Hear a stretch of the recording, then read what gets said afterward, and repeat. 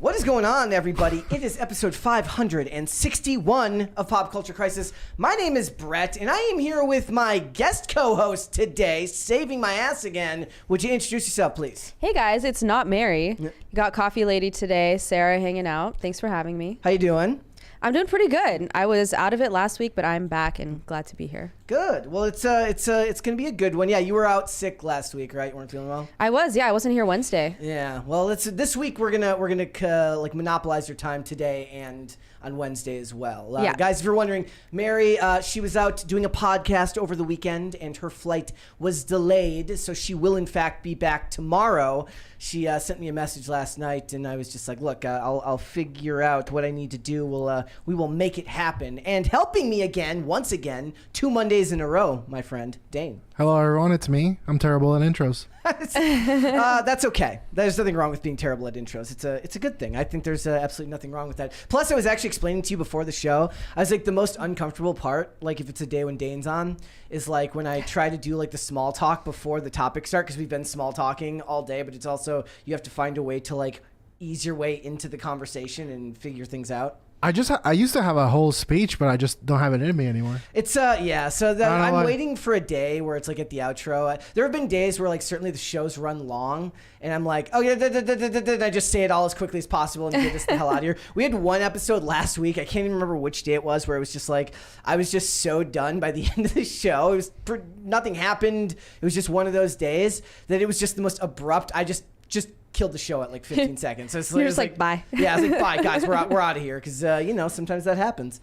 Guys, we got a bunch of stuff to get into today. It's going to be a lot of fun. It's going to be a very interesting one. And what do we got to talk about? Well, Sydney Sweeney. All of Sydney Sweeney seems to be very, very popular right now. She did Saturday Night Live over the weekend, and there was an interesting thread going around on Twitter where somebody essentially said Sydney Sweeney just ended wokeness, and it like broke down into this discussion about like who is more like for the pro women's movement, the left or the right. But also, I went back through and I found some glaring examples where obviously the left is not very fond of beautiful women or in fact cleavage these days. So we are going to talk about that. I think you guys will be interested to read some of these responses that came through on that. And also reminded me of some specific examples where they're like, beauty is bad, get rid of it. So we're going to talk about that. We're also going to talk about the Bechdel test. If you don't know what that is, I wouldn't blame you. You would have to be terminally online and into movies and television to possibly know what it is. But essentially, it's a test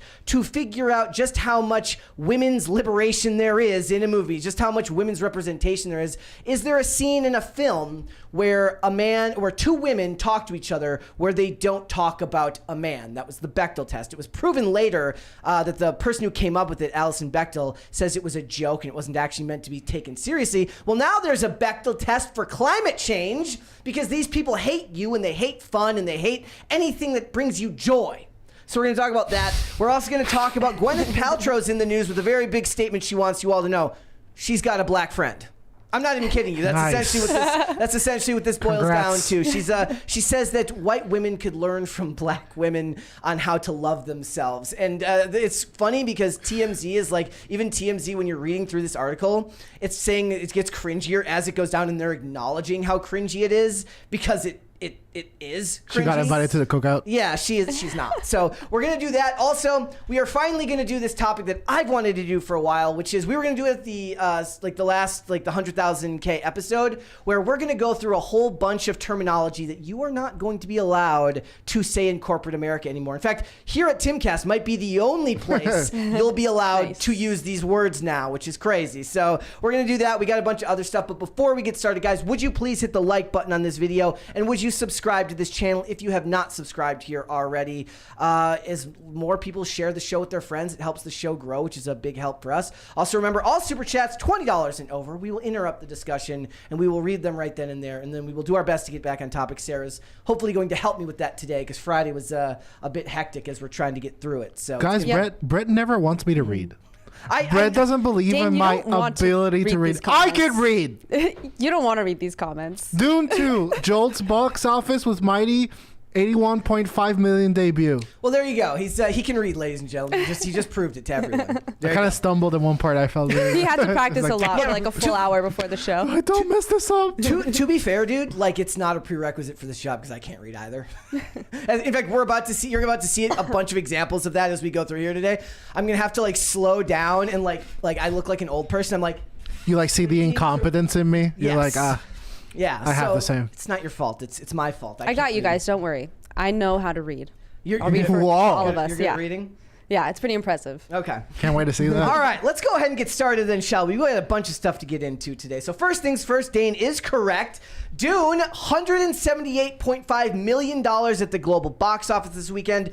When you look at the numbers for domestic, it came in just about $2 million under Oppenheimer, which means if it's going to do really good numbers at the box office over the next couple of months, it's going to have very strong holds, meaning that the week-to-week drop from like however much this week to however much this week is going to have to be smaller. And like a lot of movies, they drop 50, 60, like sometimes even 70%, though that's on the high end. Once the next week comes, it's going to have very small drops. But this is what it says. It says, buoyed by positive reviews. Oh, I just said buoyed correctly. I'm actually pretty pumped about this. I'm off to a good start here. Buoyed by positive reviews, though I will say on Friday. You said it again. I said glass glow. Rather than Glasgow, Scotland. And I like immediately turned the chat off because I'm like, somebody's going to freaking roast me in the chat. Like as soon as I said it, I knew I said it wrong, but then like Camelot started talking. So I'm like, please just say something interesting so that everyone just scoots right on past the fact that I just sounded like a complete idiot. It happens.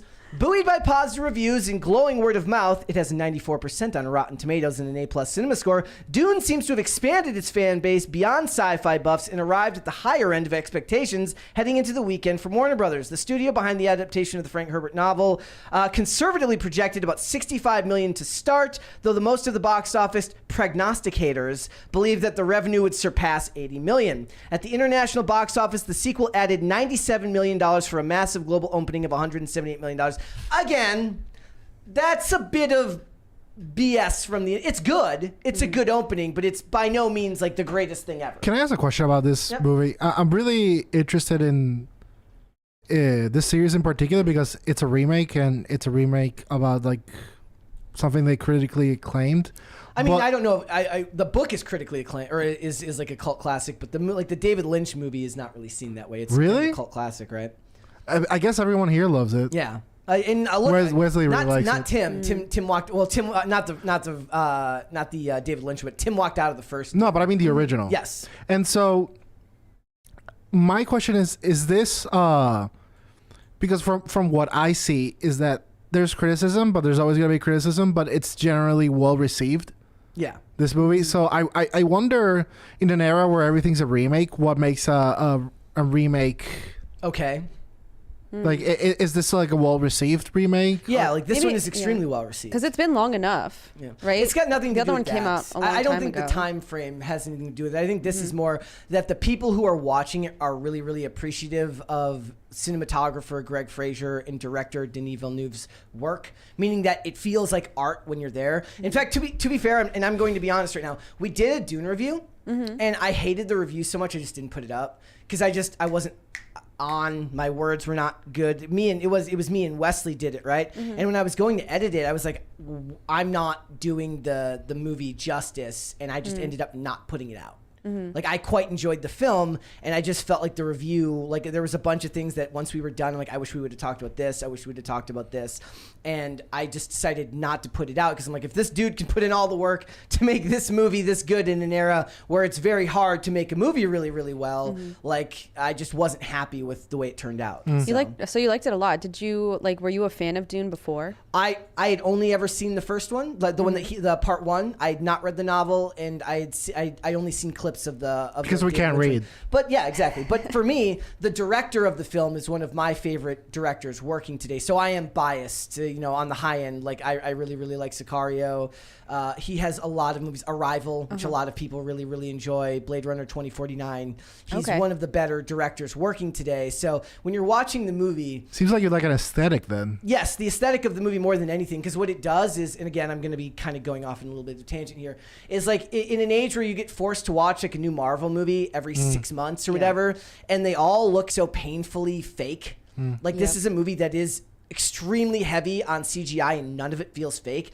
Do you like Wes Anderson? Yeah, like what I was trying to explain is like the movie does really good at using depth of field.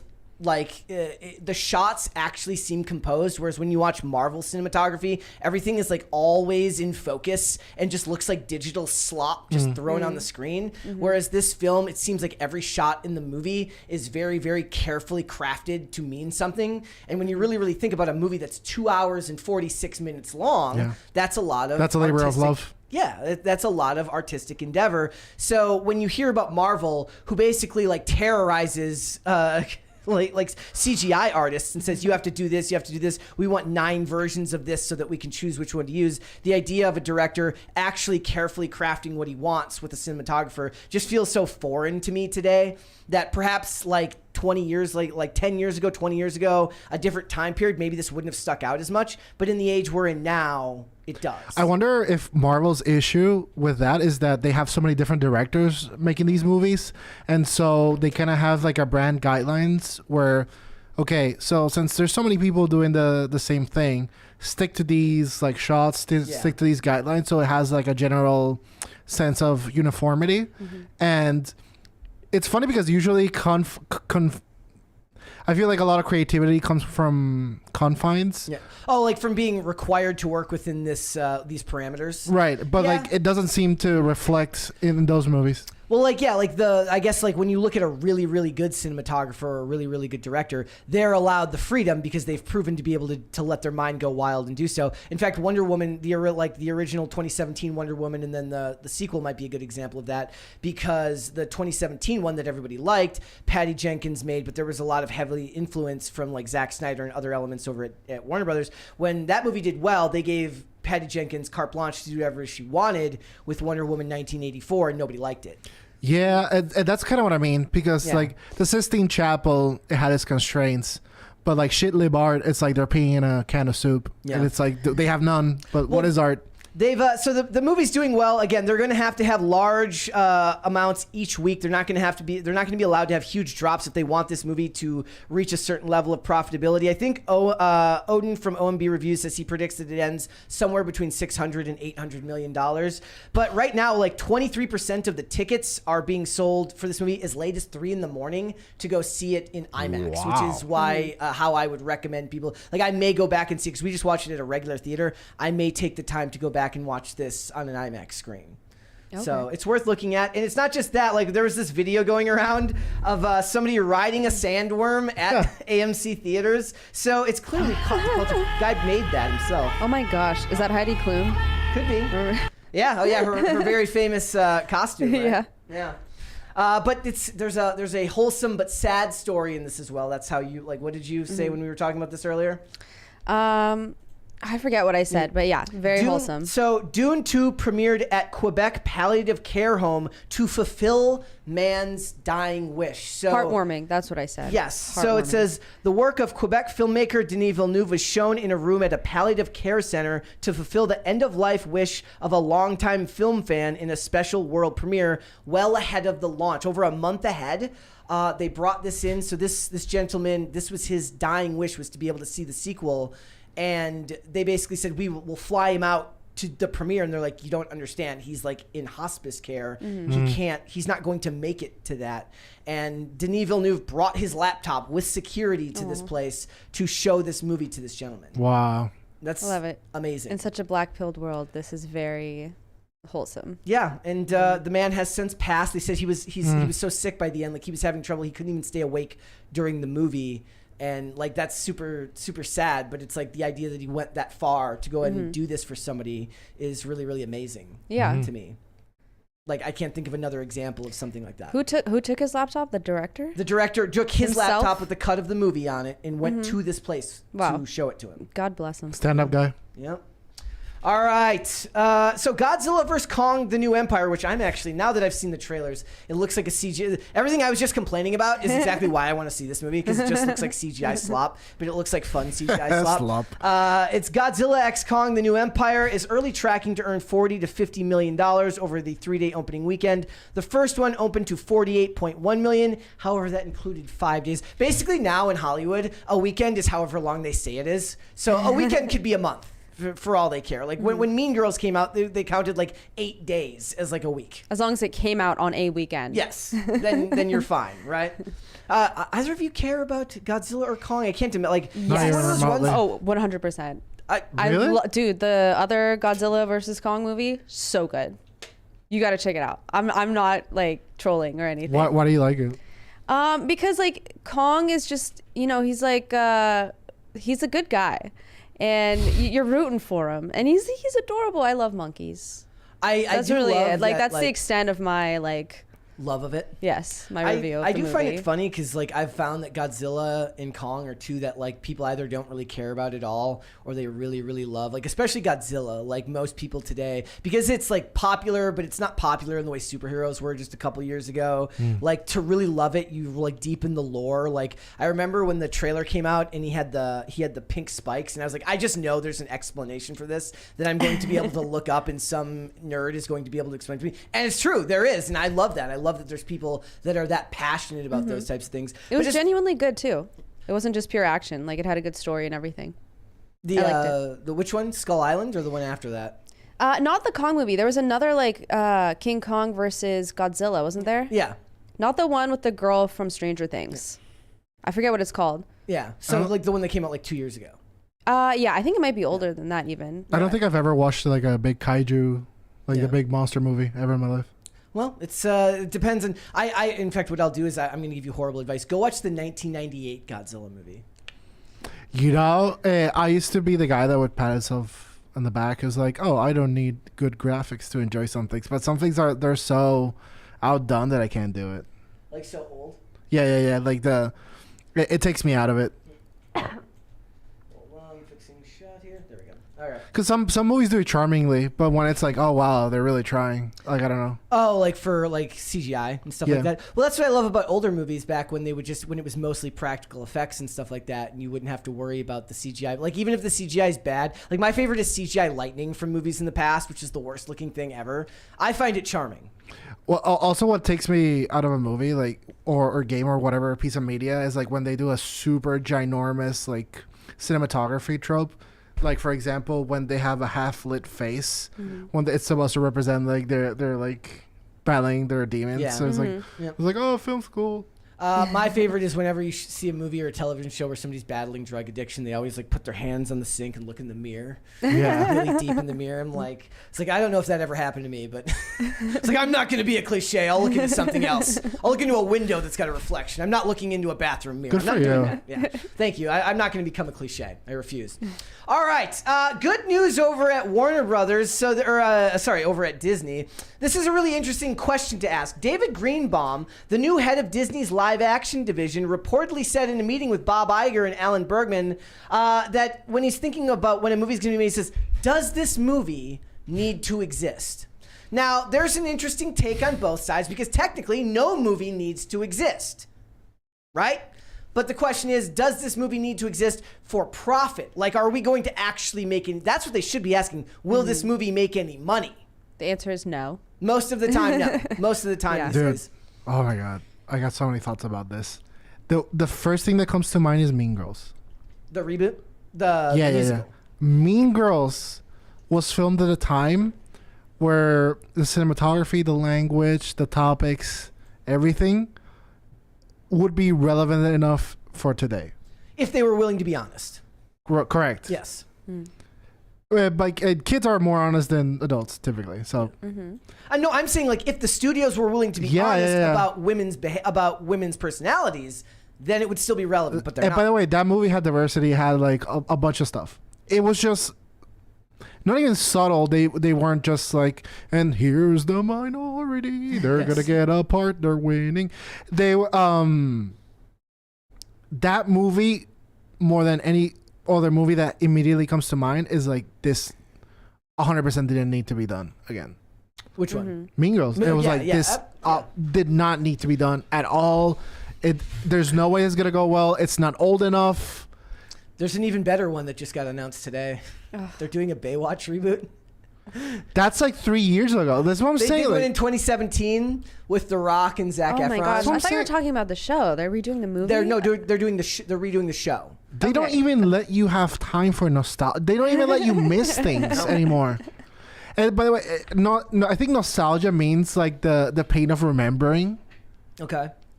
It's like, oh, come on, I remember like that fond moment.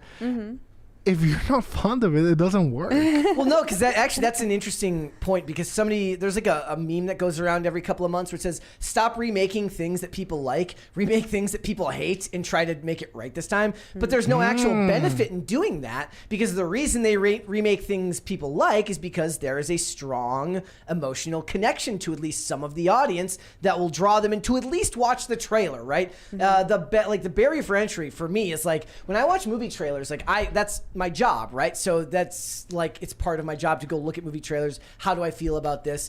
But if somebody's just casually scrolling YouTube and it's just some random movie with somebody nobody's ever heard of outside of like Jason Statham and The Rock and a couple of other people now, right? Like when these trailers come out, how do you get people to actually tune in and care? The easiest way to do that is to attach a name to it that you've heard of before. At the very least, they're going to be mildly interested to see how you screw it up, right? I cannot watch trailers anymore, because trailers now, they show you beginning, middle, and end. They literally show you the whole movie. I feel like trailers used to be an art form of explaining the concept, at least. And at some point, it became like, this is how it starts, this is where it will end. And it's like, there's no mystery left. I think there's a strong correlation between the length of a trailer and how bad it is and how bad the movie ends up being. If the trailer is too long, like if a movie goes past 2 minutes to 2 minutes and 20 seconds, I think they've already proven that they're showing you too much. Yes. Right there. The perfect time is 1 minute and 15 seconds. I don't know why. If they're trying too hard to sell it, it's a bad sign. Yeah. Yes. And that doesn't even count as a trailer, though. That's like a teaser, which is technically a different thing. That's the perfect length. Dane likes to be teased keep it that way. He doesn't want a trailer. Yes. No. So does the movie need to exist? Look, I don't know if anything technically needs to exist, but will it actually make you money? That's what I would like these corporations to go back to asking more. Like, I want them to actually behave more like actual corporations, where their job is to make something that's going to get them a high return on investment. I don't know about that, because I feel that the biggest problem with media right now is the budgets. The budgets are so high that it's like, okay, to make this up, we need literally every single human being in existence to watch this. And that's when we need to add ridiculous mass appeal to this thing. And that's why everything feels like everything and we all hate it. I actually asked that question the other day because we did this article about like how last year, how in 2023, the female lead representation fell to its like lowest number since 2007. And I was like asking like Grok and then asking like ChatGPT, it's like questions about like what makes a good movie, like, you know, who's a better lead, men or women, obviously with different parameters. And inevitably, whenever it comes back to that question, it says mass appeal is best, and that you want to appeal to as many people as possible. So I get what you're saying, because a lot of times when you make a movie for everybody, it ends up being for nobody. Yes. Right? That's how it feels for a lot of people? Yes. And but I know this intrinsically because of marketing. Yeah. Because when you get marketing, there's a thing that's called drowning in data. Okay. Because you try to create your person, you try to average out. He's 37.5 years old and 6 days. He likes this, and that. He blah, blah, blah, blah. By the way, no person is the average. So at some point, you have all this data and you need to construct the actual person. Yeah. You know what I mean? And it's going to have 70 out of the 100 things there, but you got to get the 70, the essence and whatever, because when you don't, it truly weighs down. Yeah. Because, and we were talking about this before the show, and I was like, so I'm playing the Final Fantasy VII remake, and it has a lot of it where it's like, this is for me. This is for the person that at 9 played it and they had this abstraction and they wanted to show it, like the idea that they had now that they have the technological capacity. Yeah. And which was actually the point of a remake, right? Because it allows you to expand on the things that weren't possible before. Thus, it should be made. Yeah. But it's not the original. You know what I mean? So we get to the point. It's like this segment is so clearly made for people that would get it, and so why would you? I guess my question was, if something is for a niche market, then why is it a necessity to also add mass appeal? Because I feel the word of mouth would go along of like, oh, did you see this person? Yeah. And did you see this? Did you see that? And the people have this thing, they want to get things. Yeah. And if you sugarcoat to them, they're not going to like it. And in video games, they keep trying to make them easier so that more people play and more people don't play them. Yeah. And it's like this, like accessibility to a point does not work. It hurts it. Yes, and it hurts it. And so almost when a project, a movie, a show, when you immerse it in its own mystique, then people in. Yes, and they will curious about they will seek out the context. There's more aura behind that too. Correct. Yeah. And that's where we should be going. And that I feel like, so does this movie need to exist? Does it hurt the aura? Yeah. Of the central soul of it. If it does, stop. Immediately stop. That's a fair point. I think that's a hard one to navigate for a lot of the executives, because look, there are like the superhero movies were like the most successful ones were not necessarily as niche as they probably would have liked, right? Like, so I just saw an article where Chris Evans talked about how Captain America Winter Soldier was his favorite Marvel movie that he was in, and talking about how actually hard it is to make these movies. Otherwise, if it was so easy, more of them would be successful. But I felt like that movie had a fair amount of mass appeal to it, despite the fact that it was a political thriller and that it certainly could have gotten bogged down in the story in other areas, right? But with certain niche, topics, or like with video games, one of the reasons they were successful early on is they didn't try to explain themselves to people outside of the people that liked it, and then other people would be like, oh wow, I need to go check that out, and then it allows them to immerse themselves in it rather than having the answer just fed to them. Yeah, so which engages you further. Correct. I guess the difference between video games and movies is that video games does it through game mechanics. Okay. So it's like it's a role-playing game, and so they added aspects of a shooter game because more people play those. In some little areas, it's like, see, you can do this too if you like it. And I don't want to do it, but like, sure, fine.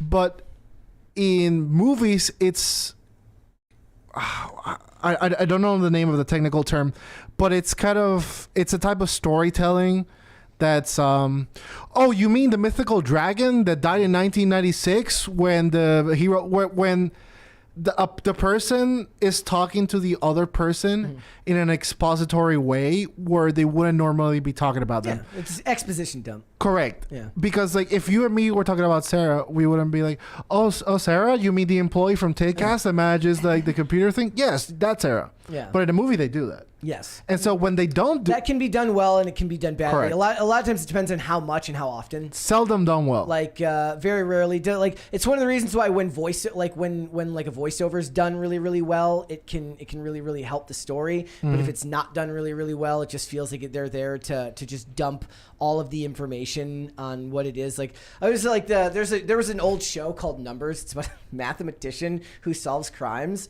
And he would like be at home with his brother, who is an FBI agent, and he'd be or like other people that he was a professor with, and they'd be doing like experiments. And his dad would walk in and go, "What are you doing?" And basically, his job is to be the audience there to say, "What are you doing?" So that he can then explain to his dad what the hell he's doing, so that you can understand. That's actually a fairly clever way, though a bit formulaic over time. But like you're saying, like otherwise, a lot of times it just isn't done in a way that's super, super engaging, or it feels heavy-handed. All right, guys. So the greatest story of all last week. Did you follow the Wonka Wonderland story? Oh, I thought we were going to talk about Sydney Sweeney's tits. We're gonna get there. We're gonna get there. Well, that was a great story. No, that was the end of the week. We'll technically call True. that. Technically, it ended on Sunday in the morning. That's the start of the next week, right? Fair enough. So so if you remember the disaster at the Glasgow Wonderland event has been turned into essentially a pop culture phenomenon.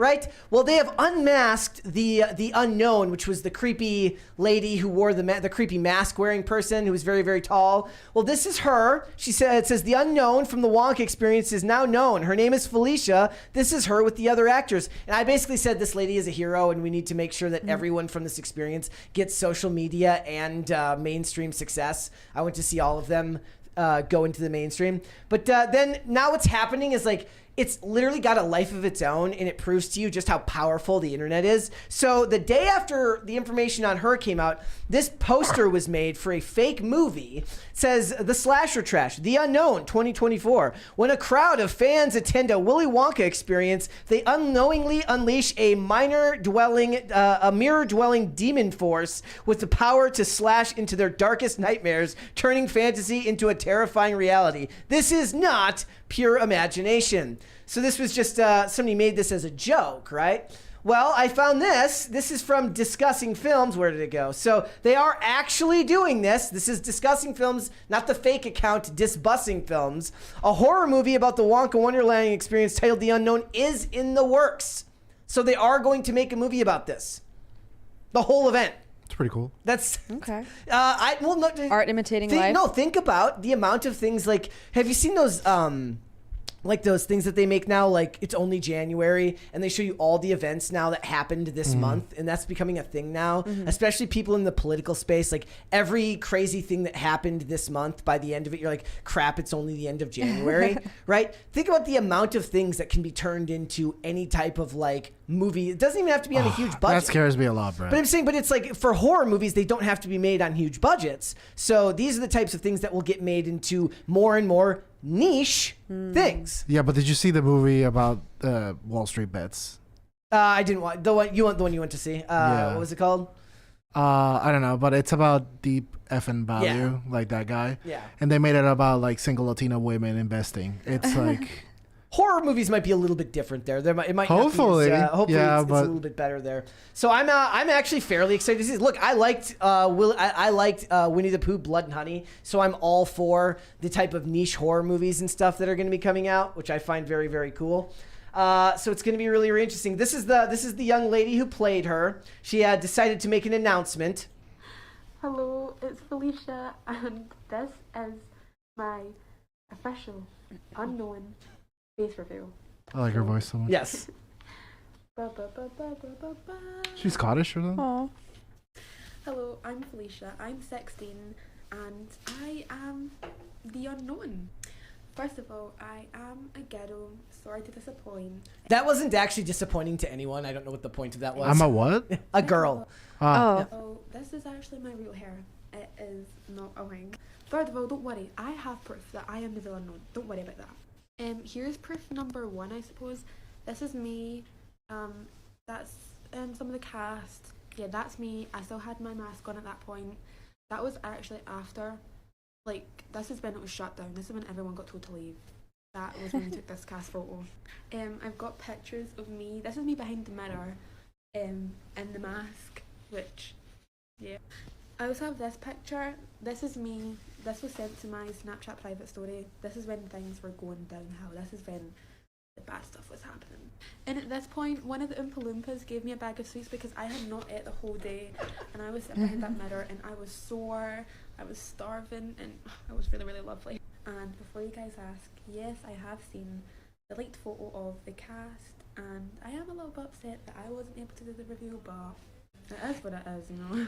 It is kind of corporate. I saw somebody in the chat say corporate meme culture. Yeah, I mean that's a fair point, but I find internet culture more interesting than most of Hollywood culture these days as far as storytelling goes. Maybe I'm a boomer, but I was very endeared by that. Yeah, so was I. Yeah. And I'm very endeared by Gen Z in general because I thought that the new generation that came to replace me would use technology in a more sophisticated way, and the production value behind everything they do would look better. But they're completely the opposite of that. They're all about functional over form. I like that. I love that about them because like that video is honestly like very like respectfully, it's like not like high production, but it's very good in function, and it endears me that they just want to communicate something over like our generation, that I feel it's all about the aesthetics of what we're doing instead of what we're doing. It's like the awareness, bringing awareness. The most interesting, like the best humor that I see these days is skits that are done on Instagram on cell phones. Yes. Yeah. Like, and I would much rather watch something like that. And it's what the people, like when I was in college, when I was, film professor, like go out and just make things, right? Like you can learn the aesthetics here, you can learn the technical stuff here, but the most important thing is you have to have like a deep desire to create and share some type of story, vision, or thing with the world, right? And a lot of people, like you said, my generation got very bogged down in the aesthetics and the technical side of things and didn't necessarily think that much into the creative side of things. But I think this, like the ease of technology that we have now allows people to focus on the actual storytelling that they want to do rather than just worrying about how it looks. I'm not gonna lie, it kind of bothers me though. Why? I'm not a huge fan of it. I like things to look like you put effort into it. I don't like it to look like you just hit record on your camera, but I just like aesthetically pleasing things. And I also feel like when people go out, they should like brush their hair and they should care about how they dress and not wear like pajamas out. So that might just be more of a formality thing on how I was raised. But that's always something that's actually kind of bothered me about Gen Z like content making. It looks low effort to me. Interesting. Like you mean like TikTok videos? Yeah, like most TikTok videos. I think sometimes it works, like don't get me wrong, but there's like a time and place. Like for a video like that, it works. But I have noticed that like generally it looks like people just throw on a camera and they don't even have it angled yet, Like those videos where they're still kind of like adjusting the camera as they've already hit record. I'm like, just adjust the camera and then hit record. Or like at the very least cut the beginning and the end off before you get started. Right. Yeah. And then they run back to the phone and turn it off. I'm like, just edit it. Well, I'm talking more about like actual skits that are made where there's actual editing involved, but they're doing it in their apartment or they're doing it out in public and they're doing it with a phone. They're not bringing lighting there. They just have a story they want to convey to you or a skit they want to convey to you, and they're not trying to make it the most high production value thing in the world. Okay. The actual content matters more than the technical capacity. I think it's funny because like for me, one of my goals in life when I was very young was that I don't want to have like strict hours, and I don't want to wear a uniform at work. Fair enough. Like for me, that would have been winning. Yeah. And now that I have that, it's like, Yeah. Sorry, I just saw a comment that said, but she's wearing a bathrobe. Are you talking about me or her? Correct. It's not a bathrobe. This is a nice sweater. All right, guys. MrBeast debunks a conspiracy theory that his channel was bought by Disney. He also had these tweets about Nancy Pelosi's suspiciously positive track record on the stock market that he debunks that he took it down because he was forced to. So it says, MrBeast is by far the biggest creator on YouTube with a staggering 242 million subscribers. I saw he just got a 200 million subscriber plaque from YouTube. Jeez. So I guess he's going to be one of very few that's ever going to get something like that. The rumors emerged that MrBeast sold his channel to Disney, which is of course not true. I can't imagine. The thing is, for a guy like that, I think for most content creators above a certain level, giving up the autonomy that they have would be the worst part of it. Like Tim's talked about this a lot. Like he would never want to give up what he's created because he wants to be able to have control over what he makes and what he puts out. Right. Which is why I respect them. Yeah. I don't know. I think the dark ages began when MrBeast overtook PewDiePie. Think so?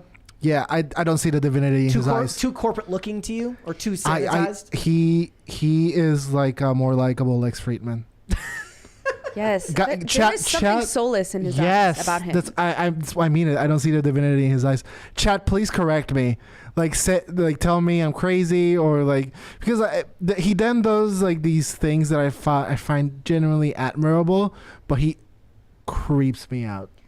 Like you think he's almost too good to be like this? The content is. I don't know what. Brett, I don't know what it is about like Lex Friedman and MrBeast types that just the Lex Friedman skeeve stuff the is hell like, out of me. sense it. It doesn't matter what you watch, Lex Friedman ends up in It's your a freaking vibe. recommends. Yes. Like me, who doesn't watch anything that would put me in the same sphere as Lex Friedman these days, Yeah. still gets sent Lex Friedman videos, which makes no sense. I just like I'm a contrary to popular demand. I'm a like deeply analytical person, and I love data and statistics. And the fact that he knows stuff like open mouth or closed mouth in a thumbnail. He works made a big more. deal about that. What? He Yeah. stopped doing the open mouth in the thumbnail thing. And I Why? It didn't do as well in the algorithm? He's analytically, he's looking Yeah. at it in a way and saying like, this is what will get us the best views. and Yeah. I love things like that, but for some reason when he says it scares me. Like Because he's like a grown man. he's or something. so in the matrix that it's like no one should be that deep. yeah. It's disingenuous.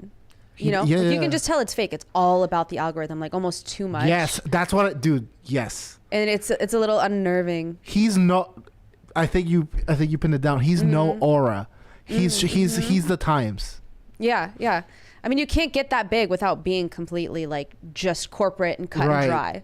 Like there's no humanness in there. Well, isn't there something ironic about the fact that he's both corporate and cut and dry, but doesn't belong to a corporation? Just like Yeah, even it without is. even without a corporation owning you, to be successful, you have to follow kind of in the same footsteps as the way corporate media works. And so like when you said he didn't want to sell because he didn't want to be constrained, I'm like, I call BS. I don't think that's why he is constrained. He's completely constrained to the algorithm. I He- that's Maybe what not completely. Constrained I won't to say the algorithm completely, is different but than being constrained by a corporate entity with actual people telling you what you can and can't create. I think he's constrained to his Yeah, mission, and his true. mission is a position, and he's already at the position. So it's like he got there. Like here you are, you're number one. What Yeah. now? yeah. And like his identity was becoming number one. Now he's number one. It's like I gotta be number oneer. You know what I mean? And so it's like, where do we go from here? I mean, like, what do you think he should do then? Is he like Tom from MySpace, who just like retired, sold out, sold his company, and I think he. became I would a if I travel were him. photographer? Yeah, I mean, I would if I were him, but I think men and women are different too. Like for me, when you're that big, I don't understand why long ago you wouldn't have sold and like settled down and I would just love to cash disappeared out. and fallen off the grid. But people that successful need the work. They Yeah. need to be right, busy. right, Yeah. and like not to make it a men and women thing, but like people like that, usually men, but just people in general, like they have to. That's how they get their sense of fulfillment. If they weren't working, they wouldn't be happy. They're not doing it for the money and to be able to retire at the age of 30 or whatever, however old he is. I feel like everyone should have a number. There's a reason why so It's not many a bad like idea. people, when they've worked their whole lives and then they retire, they die like very soon after they retire because work gave them purpose and meaning in life. Dude, that's why I think everyone should have a number. And me and Shane bonded over this a lot because we both have the same number. Oh, Like the amount of money that we'd be like, I'm happy with this, and then I like transition into retirement plan. We got a $20 super chat here from Francisco Sanchez Jr. Says, when in doubt, super chat it out. Well, thank you, my friend. Correct. I appreciate that very much. That is very helpful. And I'm going to make a shirt that says that. Maybe we should have a shirt that says that. When in I like doubt, it. super chat it out. And we can sell that one. That'd be ironic. By the way, I'm willing to be like my instincts are sometimes like not attuned. I'm willing to be corrected about this, and if there's a spark in divinity and a man ironically called MrBeast, please let me know. I think it might But be a generational thing more than anything. maybe, but like I'm telling you, like MrBeast, Mark the of Gen Z, I find them adorable, and like him not at all. His smile is not genuine. It's I'll say nothing that. about him. I'll say that with conviction. With I don't know the man, conviction. but it's not a Correct. genuine smile. There's nothing from the behind soul. the eyes to him. see, but here's the thing. Then you get into the idea of do intentions matter if the outcome is actually admirable? So like he does all of these charity videos where he does a lot of good deeds for people that are less fortunate. I'm the type of person where I tend to think that the intentions don't matter, the outcome matters. So if people get helped, do I really, really care whether he meant it or not? Well, meaning it is disingenuous anyways, because when people ask for sincerity, the last thing you're going to get back is sincerity. And that was my, I guess, like my conflict, because like I do see the value. I am similar to that, so I do see the value. I do think intentions matter, but I do see the value in like, well, I mean, if he dug up 100 wells, like, he can't be all that bad. Yeah. And like, truly, he can't be all that bad. But it's just, I don't know. Somebody says the eyes don't smile. I never really understood that one until recently, but yeah, there Really? is such a thing as where Smiles? they say the smile doesn't reach the eyes. Yeah, it's like Yeah. a clown smile. Yeah, sad behind the eyes. Mm-hmm. Yep. All right. Well, the jury's out on that. I don't know who the next. I guess your heir apparent there would be Skibbity Toilet and and various other Gen Z things that would take too long to explain, but are all in that same sphere of the cultural influence that they seem to be enjoying. I saw that segment that you guys were doing as I was driving, and I was like, What the hell is the world coming to? truly. Yeah. I think I told you I was infinitely black-pilled. Fair enough. All right, guys, let's go ahead now. I'm gonna do cringe and cute of the day, and I'm gonna do cringe first, and then we'll do cute. And I've got a mea culpa coming for the cringe or for the cute of the day today. So first things first. Sorry to have to share this with everyone, but here is Sam Smith walking the runway at the Vivienne Westwood Fall 2024 show. I don't make the rules. I just find the cringe. It's I guess gay Gandalf is what they were saying. You see that coming for you. What are you doing? Yes. What are you doing? You running. You know, You're running the opposite direction. I don't know why this reminded me. Miley Cyrus did a tweet where she was honestly looking great, and everyone was commenting on like she looks like a gay man. And I'm like, guys, gay men look like her. There you go. Like we're like I don't know. We're all so inverted. So, you know, this is going to be interesting because we're talking about Sydney Sweeney and the return of the male gaze. Well, it's not entirely back because you're still going to see stuff like this. Oh, it's all the time. back. But we're gonna look at that. We're also gonna watch this one really quick. If you're looking for another example of cringe, this is Dune 2 star Timothée Chalamet. Yeah, that's men in Hollywood. What? Oh my god, the baby girl. What? I was Baby girl energy. Yeah. What Yep. am I looking at? Does he claim You're to be looking straight? at Kellen. Dude, tell me he doesn't I look like assume that's Kellen. him. Somebody said that was him. I'm assuming Not it's him. right now. He's dating a Kardashian, so you know. That is not him. Like, no, that's too gay to be remotely straight. Yeah, well, baby girl energy is really, really big right now, so you're gonna have to. That's what we're gonna have to deal Well, with these go days. off, King. We got a $20 Whoever you one are. here from Philip Reed. Says, "Never cared for sincerity, only wanted honesty. That's all I ask." What's the difference? And I mean that sincerely. What's the difference between honesty and Yeah, wait, let's dissect that. How would you differentiate honesty from sincerity? I'm asking. I don't know. I guess to me, sincerity means like so you could tell somebody something honestly. I need definitions. I Okay. think the only way I could reconcile that is if you don't want to hurt someone's feelings, so you say something and you sincerely mean it, but it's not the truth. Yeah. Okay, so sincere is the quality of being free from pretense, deceit, or hypocrisy. Okay, so I mean, I guess interesting. to me, honesty is like I'd rather just the truth because all the times sincerity doesn't really matter to me when it comes from celebrities and stuff like that, or somebody like MrBeast, somebody you don't know. Sincerity matters with people you know, right? Like when for instance, when Tom Cruise does his thing where he's like, I want to thank all of you guys for coming out to the movies. It's so important to us, blah, blah, blah. I would love for that to be sincere, I guess, but I care more about the sentiment being pushed throughout Hollywood because I'm not expecting them to actually mean those things. I want them to cater to the audience. I don't really care if it actually interests them in doing so. It's the same way that celebrities would make these comments about like, oh, I've always wanted to play a Marvel superhero. Don't lie. I'd prefer you be like, oh, I had no idea who this was, but I'll read into it now, I guess. Like, I'd prefer would I love for them to find actors that sincerely want to play comic book characters all the time? Sure, I would love that. I would rather somebody say, I had no idea who this character was, but I'm going to do a bunch of research and try to do my best to bring this character to life. So sincerity seems like the vibe, and honesty seems like the fact check. You know what I mean? Okay. And I don't know. I think I like sincerity. Yeah. I like the general spirit. I guess I feel more pragmatic in That's like a hard in the one. idea of honesty. I would prefer honest. I I, mean, don't know, I feel think like I say I prefer the honesty. they should go hand in hand, is what I'm saying. Absolutely, yeah. They should always go hand in hand. Like it's like the rare exception to be able to be sincere and dishonest. How could you even? Free of deceit and untruthfulness, sincere. Yeah. I mean, honesty It's gonna is keep me defined up by tonight. sincerity. Sir, you've super chatted quite the paradox. Yeah, You're it's a breaking our conundrum. minds. All right, let's go ahead and let's look at cute of the day then. And I do want to make a mea culpa. guys, to someone. So on Friday, we shared this one from Sirius Aurelius. And we had two. It's pretty common here for people's pets to have passed away and they share the pictures with us. And on Friday we had 2 in a row where they had passed away, and we kind of made a joke of it. We're like, oh my gosh, this is not cute of the day. This is sad of the day.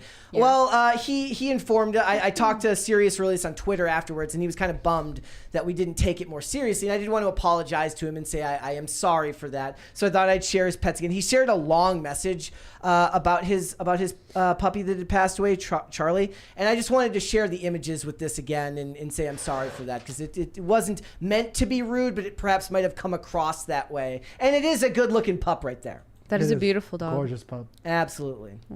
All right, and one more here. This is from George. It says, 90s flashback. Harley the Great Dane gave birth to Nico and Merlin. My parents sold Merlin as they couldn't manage 3 full-size Great Danes. Nico topped out at over 200 pounds. Last photo is Nico and Harley. Coolest dogs to grow up with. Beautiful. They're like Great Dane Dalmatians. My distant cousin. I really enjoy like Great Dane. I want 35 millimeter photography from that time period. You know? I have no idea. That sounds very intelligent, but I don't know what it means. In the age of digital photography, I like 35 millimeter photography a lot. Seeing pictures because it's like a time capsule to people's images. It just reminds me of the Mad Men scene. Yeah. Yep. All right, and one more here. This one is from Beef Jerky is Too Expensive. He says, this is my blue healer, Eliza Dog Little. And there you go. Asleep. Beautiful. Very cute. Very. All right. Let's go ahead. Now that we are, how long are we into this show, Dane? 50 minutes in. 50 minutes in. Let's go ahead and get started then, shall we? All right, ladies and gentlemen. So there was an argument going around on Twitter on Sunday because the biggest thing going on Twitter over the weekend was Sydney Sweeney and her appearance on Saturday Night Live. And you can think of 2 very big reasons why that would be. But the discussion that was being had here, thank you, the discussion that was being had here was, did Sydney Sweeney single-handedly bring an end to wokeness? We got a $20 super chat. Go ahead. From Philip Reed. I guess I mean hard truth over beating young the bush. Beating around the bush. Beating around the bush. That makes sense. Okay. Yeah. I would be worse at that. Like I'm the same way, Yeah. but I don't know. I guess I didn't deduce that from what you said originally. I tend to give the hard truth, but I have trouble taking it. You got to sugarcoat it if you give it to me. Interesting. So here's what Richard said on Twitter. He said, wokeness is dead. With that screenshot, you can imagine that people love that. And then a gentleman named Ben Dreyfus says, conservatives keep trying to change the game here, okay? Libs never said women can't show cleavage. We are the people who are supportive of women owning their sexuality, okay? We invented that. True. Here's the difference. No, wait. The difference is, I think, but I'm not gonna make this a conservative and liberal thing I think it's that they enjoy the aura of what she represents, Which is? and she represents like a stunning woman, and there's a difference. Like a stunning woman is like one that enters and we were talking about a friend of mine who's a looker, and like he was the equivalent for men. But it's like she enters the room and she's captivating. And it's because she looks like art. Plain and simple, it's natural. She looks like art. Like, what do you want me to say? And I think that the people that are like conservative minded like that. They like the celebration of beauty and blah blah. Versus the liberals are talking about the sexuality. I'm like, while she naturally as a beautiful woman is like inherently sexual, I feel that people that are watching her and feel like enamored by her is by the overall thing, and not as like the dirty, like, oh my god, I'm so aroused. You know what I mean? We missed a $20 super chat here from Kyle Dixon. Says, you can be facetious and honest, but not sincere and facetious. Dude, you are You are really This is gonna blowing give my me mind like today. a headache. Facetious. I can't. Okay, so this is what. All right, back to the boobs. Somebody else said men Please. don't only like Sydney Sweeney for her boobs. They like her because she's the first starlet in a long time to unrepentantly and cheerfully chase the male gaze. She is clearly giving permission to ogle her and enjoying that feminine power. An oasis for men in a nut vice culture. I enjoyed that. There is an aspect to this where when Sydney Sweeney was on the red carpet for Madam Web, they were talking about the idea that, like, look, when you put these women in movies, they have to button them up. They have to either make them ugly or dress them down in a fashion that hides their beauty. But then when they walk the red carpet at these events, they are more than happy to dress in risque fashions with things that, in a lot of ways show off, their assets, right? So there is a bit of a conundrum there. It's like, why is it okay for you to do it in your private life, but somehow when you try to do it in a movie, they get a free one. Okay, why is it okay when it's in a movie? Why is it okay in your private life, but why is it not okay when it's in a movie? Okay, I think it's okay in both. No, I agree, but I'm saying, why is it that the people that are arguing about it are saying one is okay, but one is not? I don't know. I think I have a theory why. Because they want to cover all the bases, right? So they want frumpy women to attend their movies, and they don't want to piss them off. Yeah. They don't want them to go and see this gorgeous woman and be like, oh, I didn't like that movie. Because women are jealous and petty. They won't like something because the girl is hot. I think they want me, a man, to have the reaction that I do to her, to their frumpy, disgusting shit. Yeah, they want you. And they want I you will They're not. trying to suck off you. And I will not. And I refuse. And forever. Well, that's a lot of the relativism strong. that's crept into Yes. the culture, right? It's like when we were talking about the there was the Miss Germany awards this year. Ugly it was bitch. It was like a 40-looking woman. It's like Ugly bitch. Look, there's nothing wrong with if she's married. we want you to be honest If that on this woman show. is married and her husband Ugly says bitch. that she's beautiful, that's fine. Lying. But that does I'm not kidding. mean that there shouldn't be objective standards He's that are set coping. for these types of things in the real world. Like when they make competitions out of it, or when you're going to show somebody on Saturday Night Live, you cannot put Lizzo next to Sydney Sweeney and pretend like what you're looking at is the same thing. It's in a complete denial of objective reality. Yes, I do. Okay, so there are two wolves inside of me, and there was one, and it's funny. I was talking to you guys all about this before the show. I was talking about to Brett. Brett, I hate when guys look at gorgeous women and say meh. It drives me insane. They're still doing it all the time. Drives me insane. It's so unbecoming. Like, do not do that. But also this thing is like, no, you're just jealous. No, you're just mid or below. Yeah. Okay. So like, if we're gonna confront reality, if you're gonna give me a reality check, let's talk about reality. Yeah. Okay. The reason why people are up in oh my god, I'm so happy I'm talking about this. The reason why I wanted to talk about this on the show. The reason why people are up in arms about you, it's not because like you're not a good person. I'm sure that there's lovely and beautiful things about you, and it's because words mean things and ceremonies should mean things. Yeah. And we've taken a ceremony that was supposedly to lift up physical beauty and to the extreme, and we've made a mockery out of it for social points, and there is nowhere to cash that shit out anymore. There is no goodwill to cash that shit. We could have done it once. We do it every single time anymore. And it's, it's okay to be beautiful. I also find that what's hilarious is they've overcomplicated something that's actually quite simplistic. So I was looking when you look at this video here, of her at the show, she just looks happy. Yes. And unbothered by all of the social issues that seem to surround the things that people are pissed off about around her, meaning her beauty, her femininity, the fact that she is a woman in an industry that's very, very big on pushing women's liberation and women's issues to push back against the patriarchy, right? So when this person asked this question, again, what he said in the tweet was, he said, conservatives keep trying to change the game here, okay? Libs never said women can't show cleavage. We are the people who are supportive of women owning their sexuality, okay? We invented that. I just said, for the fun of it, I just decided to look up the topic male gaze to see when the most recent article was written about this topic, because that's what they're talking about, right? They're talking about a woman's sexuality being put on the display for the benefit of men.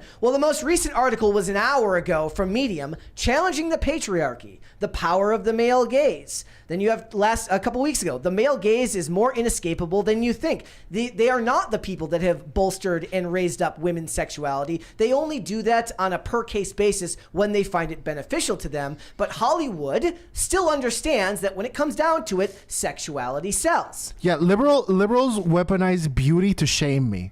Yes. Like, that's what they do. Not me in particular. This article- I cannot be shamed about that. This article was written by the Daily Beast today. SNL has over the weekend. SNL has a lazy habit of objectifying hot hosts. Oh, good Lord. It's the end of the world. Right. Wait, what you just said was really deep. Can you say that again? I don't know what I said.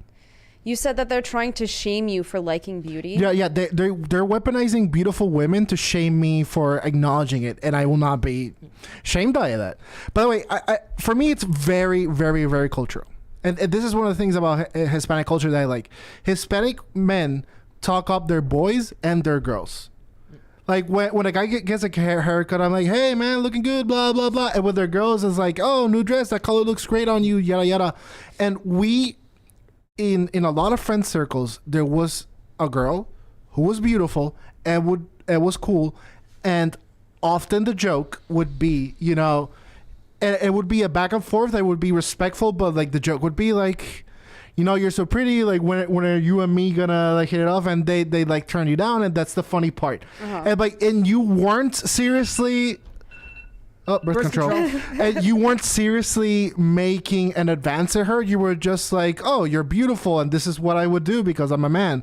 And she would be like, well, I'm beautiful, thus I can deny you. Ha ha ha ha ha. Anyway, want to get tacos? And I always liked that. Yeah. I always liked that because in a way it was a compliment. It was just meant as a compliment, but it was hidden in good old-fashioned boys being boys. Yeah. Which is good. Which is good. Should not be shamed. Should not be shamed. There's so many things about men that are misunderstood. And one is that, and the other one is like when men roast each other. And I think it's so rare to see a good male to male friendship and a good male to female. I feel like art has completely lost the idea of how men relate to people. Like, because men are always like the enemies that they're not even humanizing us. And not even like enemies. Like, it's the idea that when you watch a movie or a television show and the men are having like a deep and meaningful conversation, I'm like, that wouldn't happen that way.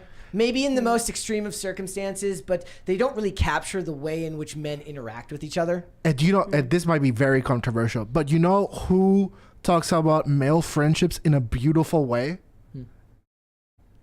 Andrew Tate. Really? Yes.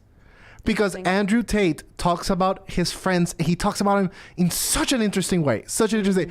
It's funny because he's very braggadocious. He's like, I'm top G, like I'm the king. But he says something that's very interesting. He's like, he uses the chess metaphor, like he's the king, and he's got his knights. But if you play chess, like knights are a more useful piece. Yeah. Like they move about the board more. They move about the board in a more useful way. And ultimately, they have to protect the king. Yeah. The king is technically he doesn't. I'm psychoanalyzing him. Yeah. Like the king is like the weakest pair, and in the board, and so the strengths of your friendships is so key. And when he talks always about like lifting his brother and lifting his friends to like a degree of like I see you as a knight. You know what I mean? Yeah. And I think that's beautiful. Probably why like buddy cop films and those types of things always did so well as a way of like capturing like a relation, like, a friendship between two people who happen to go through some type of extraordinary situation together. Again, that would work for men the way that romantic comedies should work for women. right? Is that it's the idea of actually nailing what the aura is around that relationship. I think the number one thing when you look at all this stuff, what it is, it's a decision to sanitize the art for ideological reasons. And I think a lot of times, one of the most damaging like meme templates, I always think, is like when somebody says, this group, like me, also me, them, also them, which is failing to point out that like just because one person says one thing that you identify as fitting into this group or this ideological preset does not mean that that same person would hold the same belief. Oftentimes they do, that they would hold the same belief for everything all encompassing, right? Now, I do believe that for a lot of these people that would shame Sydney Sweeney for dressing a certain way or going about her life a certain way on Saturday Night Live, I do believe a lot of them would also be more than happy to support someone like Lizzo if she were to do it, because it's ideologically expedient for them to do so, right? Dude, Sam Smith at the VMAs or whatever. Yeah. Remember he was like dressed up like half naked as the devil? And what we were saying, they want me to be like, wow, Sam Smith. Like, that was so feminine. Yeah. I'm taken aback by the fact that despite the fact that you're a fat, disgusting male, like, I'm taken aback by your femininity. No. No. It is a desire to change like public perception and actually change the course of how we perceive things. And to bastardize my perception as well. Yeah. Because look what they're doing. They're like, oh, that's disgusting. You like all you're thinking about is like the nasty with her. I'm a married man and I only think about the nasty with my wife. This also comes, I mean, this like, comes up I just think she's beautiful a lot too when it comes to video game character design. Right. Like the way female characters are designed in video games. It's like there is a concerted effort to make them less attractive than how they were created in the past. Which makes no sense because usually a video game character does feats of athleticism. And when you do feats of athleticism, you have a certain type of body composition. And so it's just accurate to the medium. Can I just say it's not the men that are getting up in arms and complaining about this, right? I'm assuming it's women, right? And as a woman, obviously I notice like what she's wearing. I notice her assets and I go, wow, like that she is beautiful. She is blessed. Anyone who's saying that she needs to cover up, clearly, again, going back to this, it's out of jealousy. So it's all these jealous women, in my opinion. I mean, otherwise, like I can't understand why you would be upset about religious that as a woman. No, I think it's her demeanor. I think it's the fact that she's not doing, it's kind of like when women say like they go out in a low cut dress and they yell at men for looking. She's not yelling at you for looking. So if she was going out and then shaming men for looking at her the way she's dressed, these women, these people would be all on board for this. Yeah. But because she is unapologetically okay with flaunting her sexuality, they suddenly have a problem with it because it's the same thing happens in comics, in movies, and television. Look, it's okay if it's not created by men or for men. You can do the exact same thing as long as the target audience has nothing to do with straight men.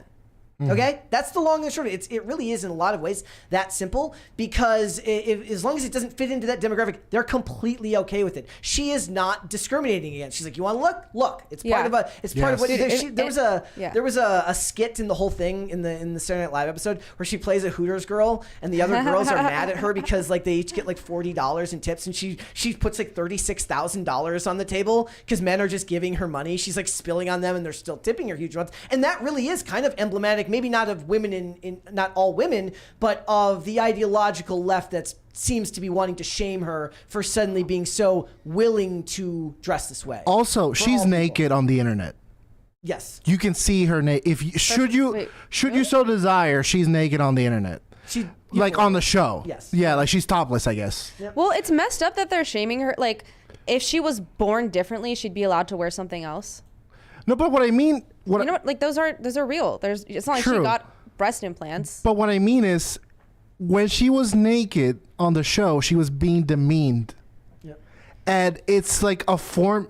They're like, this is art. She like the pretty girls being demeaned and sexually exploited, and like this is like how we're okay with you engaging over this. Yeah. Whereas this one, it's her. I mean, maybe like she probably has a stylist or whatever, but it's more modest than being fully naked. Yeah. And it's her kind of being like, hey, got a nice pair. You know what I mean? I've been dealing with this my whole life. Like, you know, it's like she's probably, she did have a it's clip. not like this is new to her. She did have a clip. Like she did have like a quote that went viral a little bit ago, where she said like when I was young, other girls would make fun of me for having big boobs. I'm like, They're big, you complain. They're small, you complain. Yeah. What am I supposed to do? Right? What am I supposed to do? So, you know what? Let's hold off.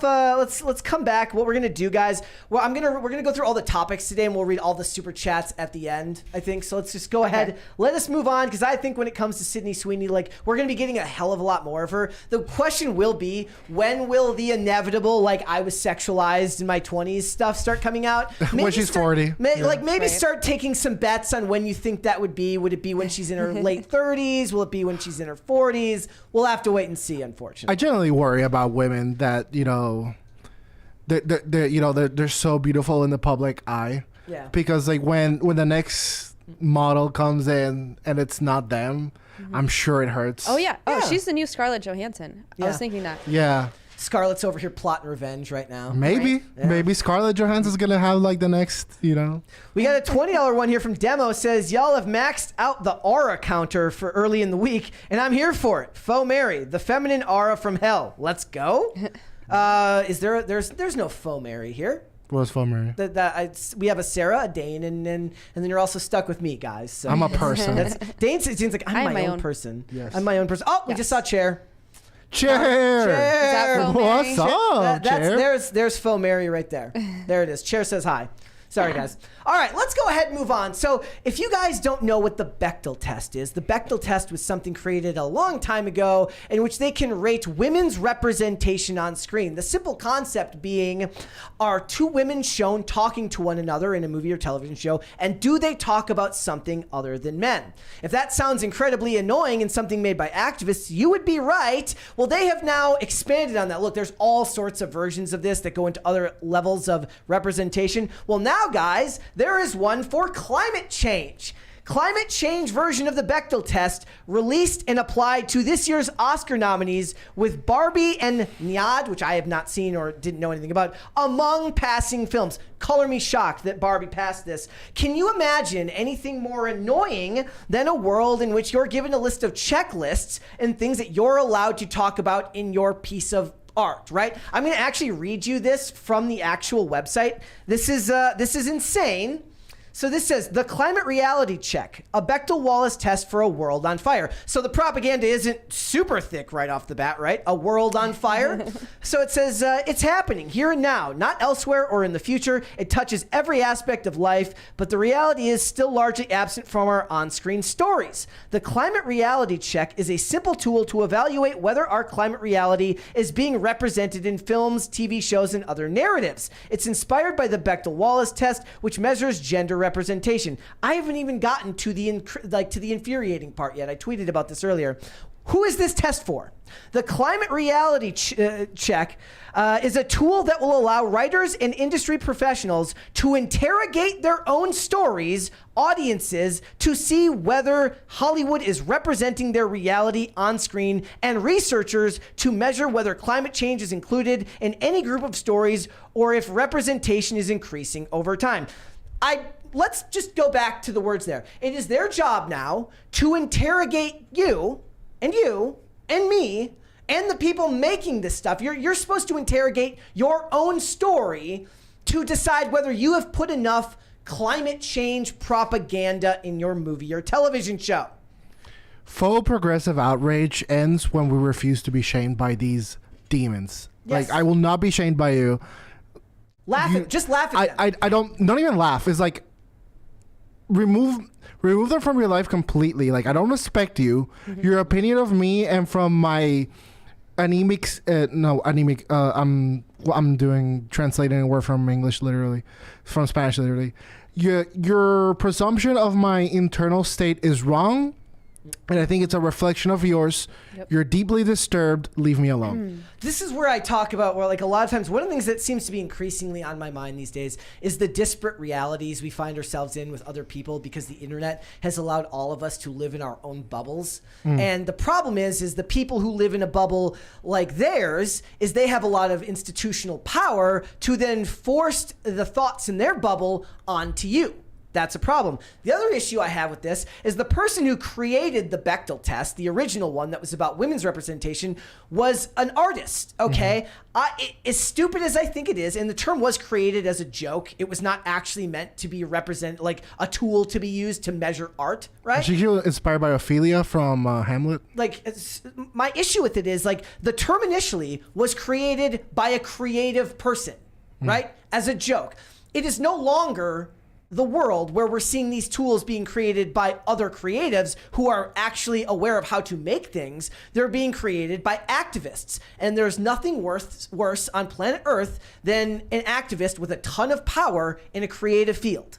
Who's funding this? Is this from Hollywood or is this an EPA thing? So this is the problem. This is a nonprofit that's doing this. The problem is what's going to end up happening is eventually laws will be passed where this stuff will have to be tied into storytelling. Similar to how California only gives tax breaks to certain studios and certain projects that have representative, have a representative showing of the California demographics in their movies and televisions. It's tied to the funding they get.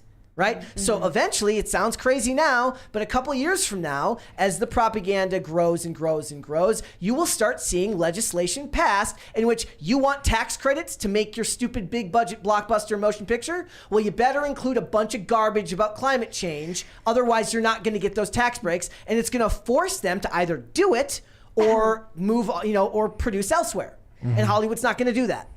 You sound like a conspiracy theorist. I am. That would never happen. That would never happen. So it's a company called Good Energy, a story consultancy that aims to simplify climate representation on screen. Look, what I want now, I just want all the bad, I want all of the bad guys to just not be like climate change isn't real. I want them to be pro climate change. This is my hill to die on. I believe that the funniest thing you could do is have every character just be like, look, the planet could do with being a little bit warmer, okay? Yeah. I want them to just laugh at them, okay? So actually, as an environmental, I have a bachelor's degree in environmental studies. Can I comment on this? Okay, so No. all right, well, too bad. So the two things I remember the most from my college days and my studies were, one of the first things I learned in Environmental Studies 101 was that climate change has been going on since the beginning of the Earth's existence. It has always happened. It will always continue to happen. It is not man-made. It is not being propelled by man. It is inevitable. It is just part of the Earth's cycle. The wording of climate change, and these scientists know this. They know this. I mean, I was an environmental, I was a basic, I have a bachelor's degree from 10 years ago, and I remember this. So it's BS. I'm here to say that officially today. And then on kind of a tangent, the other thing that I always stuck out to me, which is kind of what woke me up to everything, was I had a friend talking to me about chemtrails and the clouds not being real. And this is 2012-ish. And then one of the first things I learned in my environmental studies class was about geoengineering, which was them creating what looked very much like the photos of chemtrails I had seen in the sky in order to manipulate the weather. So the average person is not contributing to climate change at the end of the day. That's just a fact. And it's an inarguable fact. And in America, until China and India get those regulations under control, it's almost a non-issue for us here. Oh, no, because, they're able to pollute as much as they want, and we don't. And the pollution doesn't stay in one place. And at the end of the day, the Earth will figure it out. Here's if you were wondering how this would be employed in movies and television, it says, how do I use this test? The climate reality check is exactly that, a reality check for narratives. You can use it to test any story set on Earth which takes place now or in the recent past or in the future. It doesn't apply to high fantasy or to stories set on other planets or in the distant past. To use the climate reality check, just apply these two statements to any narrative. Here's what it says. Climate change exists. Yes, you can measure whether the climate crisis exists in the world of the story as shown through impacts and solutions. Perhaps the story portrays an unprecedented heat wave, a new story about the rising sea levels, or graffiti concerning climate change. What artist wants to use your freaking stupid checklist so that they can get across your message? This is their art. Go create your own art, you losers. This makes I just can't imagine being somebody who's actually out there trying to create and bring something to the world. right? And then this person saying, and like this might even be somebody who believes in it, right? I'm not even saying this has to be from somebody who doesn't agree with them. You could be making your own story right here, but you're like, look, but I'm an actual artist and it doesn't fit within the confines of this story that I'm telling you right now. Right. It's not a bad thing to push like not littering and taking care of our earth. No, that's not what I'm start saying at all. telling them to litter. I don't care. Just make a documentary about it. It doesn't have to be in every movie. Yes. That's all. This is the other one. So it says a character knows it. That's the other criteria. A character's awareness of climate change can be demonstrated through dialogue, narration, actions, or visual imagery. Perhaps a character's narration establishes the climate context. A character is shown reading a news article about climate change, or there is a conversation about the extreme weather. So even the most inane, boring, unproblematic conversations. It's like when they're talking about like there's a Twisters movie coming out this year. I'm not even kidding you. Like a remake or of the movie Twister, or it's a continuation, whatever. Okay. By the way, for context, Brett has been worked up about this since like I have. Yeah. Okay. So they're making a movie about Twisters, right? Which is theoretically very, very stupid because first of all, you have no Bill Paxton, and without Bill Paxton, it's not Twister. Anyways, right? Fine, but the trailer actually looks kind of fun. Like the trailer shows a bunch of modern, basically climate change. It's not climate change propaganda. What they're showing are just natural disasters happening, and it's a cool looking visual.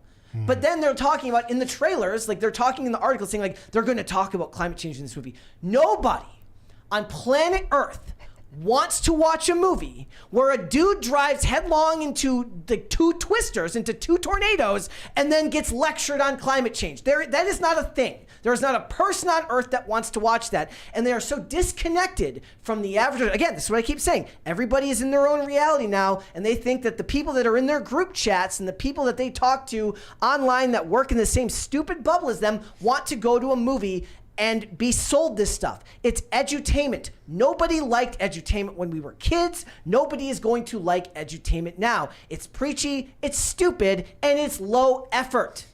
Okay?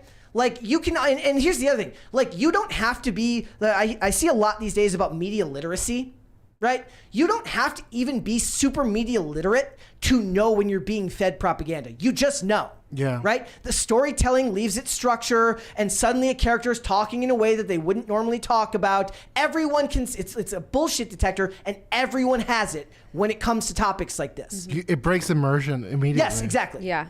Like, who wants that? Like, I can't like in the imagine Batman was like... Yes. That's maybe the best example. What was the line? It was the line about white privilege, which in the rest of the film, all of the dialogue and the rest of the movie is evergreen, and there isn't another bit of another line about this. Again, I saw somebody in the chat mentioning the movie 2012. Thank God that these rules and this bullshit didn't exist when movies like The Day After Tomorrow were made, 2012 were made. The movie The Day After Tomorrow is literally about a guy predicting climate change and then climate change happening instantly, and it's actually fun and entertaining. Mm-hmm. I really hope Shane Gillis and Sydney Sweeney SNL back to back is away from the Beast being like, listen, we're gonna tone this down a bit. Yeah. Being a reprehensible human being is not good for profits. So it says climate change. It says, why should you use this test? Well, tell me why. Why should I use this test? This is about highlighting authentic stories. They're not authentic. I'm going to stop you right there. They're not authentic because if they were authentic, they wouldn't need you to give them a checklist on where to put them. That's not authentic. That's the opposite of authenticity. So I digress. This is about highlighting the authentic stories that reflect the reality we're all living in and help us navigate what it means to be human in the age of climate change. Beautiful. Please tell me, what does it mean to be a human? It's I've forgotten. It's anti-art, okay? It's awful, and like I just can't admit. Look, this is why I always talk about like when movies get made, right? I always talk about how it's kind of a minor miracle anytime you get a good movie made because it takes thousands of people, but it takes a director with a strong vision, strong writing, a great casting director who can bring just the right people in to make your movie, to bring your movie to life. It takes all of these things to get a movie made, and 99 times out of 100 they suck. Okay, you get a couple of good movies a year, and those should be celebrated. Now imagine you have to be like religiously tied to demographics casting and storytelling based on narrative. How do you expect any of that to flourish when we're being sold the idea that you have to include this stuff lest the world collapse in on itself? I think it truly only causes more racism. And yeah. Like honest, and I'm gonna be real. Like Dave's like, that's the thing about climate change. It causes more racism. no, I meant you were talking about the hiring policy. Yeah. And honestly, like now when I see that Twitter and that honestly it's becoming like a right wing echo chamber, I'm just so. But and I feel pity because I feel it's they're acting against progressivism so hard that they're becoming the monsters that progressives like said they are, and it's I don't know, but I don't like it either. I'm kind of sick of it. Like, I'm just ready for it all to be like. And again, here's the thing. The problem is, I don't think there's actually. And this is going to be a bit of a black pill, so I apologize. Go on. I don't think that there's a way back from this in general. And what I mean by that is not within this typical Hollywood structure, right? What it is you have been made critically conscious by the fact that these things get talked about, the interviews that have been done, interviews that talk about we have these hiring policies, we want to do this, this, and this, or we're going to talk about climate change, we're going to do this and this. Now that you look for it, you're critically conscious of it, and you, if at the very least, you almost see it in a lot of places where it doesn't exist, and then your brain kicks in, you're like, no, that's not what that is. And it's kind of like the idea, like when people ask, what is wokeness? And somebody says, like, it's like pornography. You know it when you see it, right? You know it when you see it. But the problem is, depending on how worked up you are about a topic, you can start to see it places it isn't. We talked about Madam Web. I saw a lot of people calling Madam Web a woke film. I said, no, I just think it was a really, really bad film. And of course, my standards for this, I tend to be on the lefter scale on these things. Like I see a lot of things as just bad and not necessarily as awful as a lot of people others see them, or I don't see as much ideology as they see behind it. To be fair, that's completely interpretive to each person, to each their own. Fine, right? But you're going to have to break away from the Hollywood structure entirely if you want to stop thinking about these things. You're going to have to start having movies made in other places, and even then, you're still going to be like, is it going to bleed into this? Is it going to bleed into this? So I really do believe in a lot of ways they win either way because they make you care about it. And that's almost more heartbreaking. I think the only way out of this is like as a generation, this is a gray pill. Yeah. A gray pill. Yeah. So I think as a generation, we have to take the L that. Sorry, Gen Alpha, it's up to you. It won't. No, but we have to shape the humans that will make art again. We have to have children. We have to love them. Yes. We have to, share the world for what it is and for what we'd like them to be, but not in this insufferable, holier than thou way that progressives are. By the way, I will always say progressives. You're progressives. Woke. Like I will. You will not. I know, but to the audience that's new to me, like it's a mind. It's a mind war. Anyway, a word war, whatever. Yeah. So it's to have another generation, to love them, to guide them, and to believe them that with the proper guidance they can do it. I don't believe in us anymore. I think that's a great point. I think the lack of people having babies is why people have so much free time and they entertain themselves through the internet. And instead of having something, they want to raise you, they want to influence you. And instead of having something that they can actually invest in that's distracting, that takes up their time, they spend all their time arguing about things like this on the internet. All right, and before we finish this topic, of the nominated films this year, 23%, 3 films, passed the climate change reality check. That was Barbie, Mission Impossible Dead Reckoning, and I don't remember what it was in Mission Impossible Dead Reckoning, but I might have just been so hypnotized by Tom Cruise's awesomeness that I just forgot. Is that the new one? Yeah, it was the one that came out last. Is it good? Yeah, I liked it. I mean, it was long. I liked it more than a lot of other people, but to be fair, I'm a Mission Impossible fan. And You're a Tom Cruise fan. I liked it a lot too, though. Yeah. I like him. I'm not a huge fan, but it was a good movie. I'll give him that. We got 2 $20 super chats here that I almost missed there from, hold on, where did it go there? From Garrett Lancaster says, people are pushing back against wokeness in the gaming industry now. Recent Sweet Baby Inc. controversy. Earth is healing. Yes, I did see that somebody created the Steam channel that detects whether Sweet Baby Inc. is involved in the making of a game. That is actual consumer advocacy for you. And that thing's blowing up right now. I think it's like over 100,000 people following that channel. Crispy Like Transport says the only show I like that talked about climate change was Generation 1 Transformers cartoons. Well, if it was old, then that's the difference, right? Is back in the day, it felt novel, and perhaps they found a way to weave the story in there better. I see a lot of old movies and television shows that pay lip service or make comments about climate change, but they're said offhand, that are just thrown in there, and that's a good thing. Fine, whatever. But as soon as it gets heavy-handed, it just doesn't work anymore. All right, let's move on then, shall we? This is an interesting one. Gwyneth Paltrow wanted you to know on the first day of Women's History Month, at the end of Black History Month, that she in fact does have black friends. It says, Gwyneth Paltrow says that white women should learn ruthless self-acceptance from black women. Quote, my black friends know themselves. My favorite part of this is how like cringy even TMZ finds everything in this statement. They literally go through it and they start calling it cringy as you go through. So Gwyneth Paltrow says she's kicking off Women's History Month with a teachable moment. Well, that's where you're already. Oh, this month is for the women? Yes. Congrats. Yes, it's Women's History Month. Thanks, guys. Are you excited? Yeah. How do you celebrate Women's History Month? I acknowledge that women have existed throughout history. They have. That's crazy. Yeah. I've heard that before. Yep. We got a $20 one here from Shane H. Wilder. It says, Brett is pro-littering. You heard it, folks. Now I want to write a script where activists start kicking the bucket from heat stroke in the middle of a blizzard because they are actually the ones changing, not the climate. Yeah, you could do that. I say what it is a guy's on his way. He's got the fix for climate change. He's got like a mystical device that fixes climate change, but he slips on a piece of trash and maybe a discarded mask or something. Yeah, falls into a shopping cart that wasn't put away properly. Yeah, that's perfect. I'm down for that.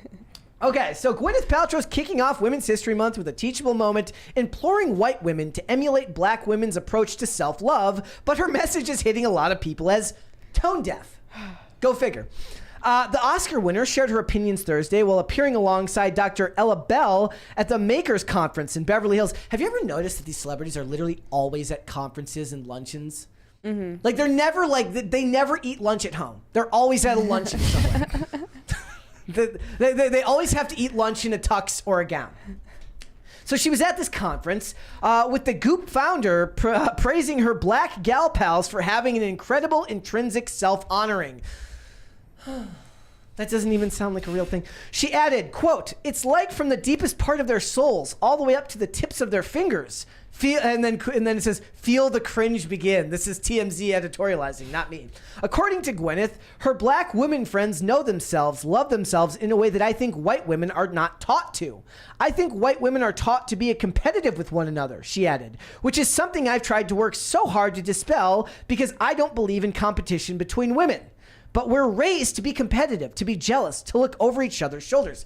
It's actually kind of interesting. It's kind of like what you were talking about earlier with Mean Girls. She acknowledges that this is the objective reality that we live in, but she's part of an industry that will not acknowledge it in their films and movies anymore.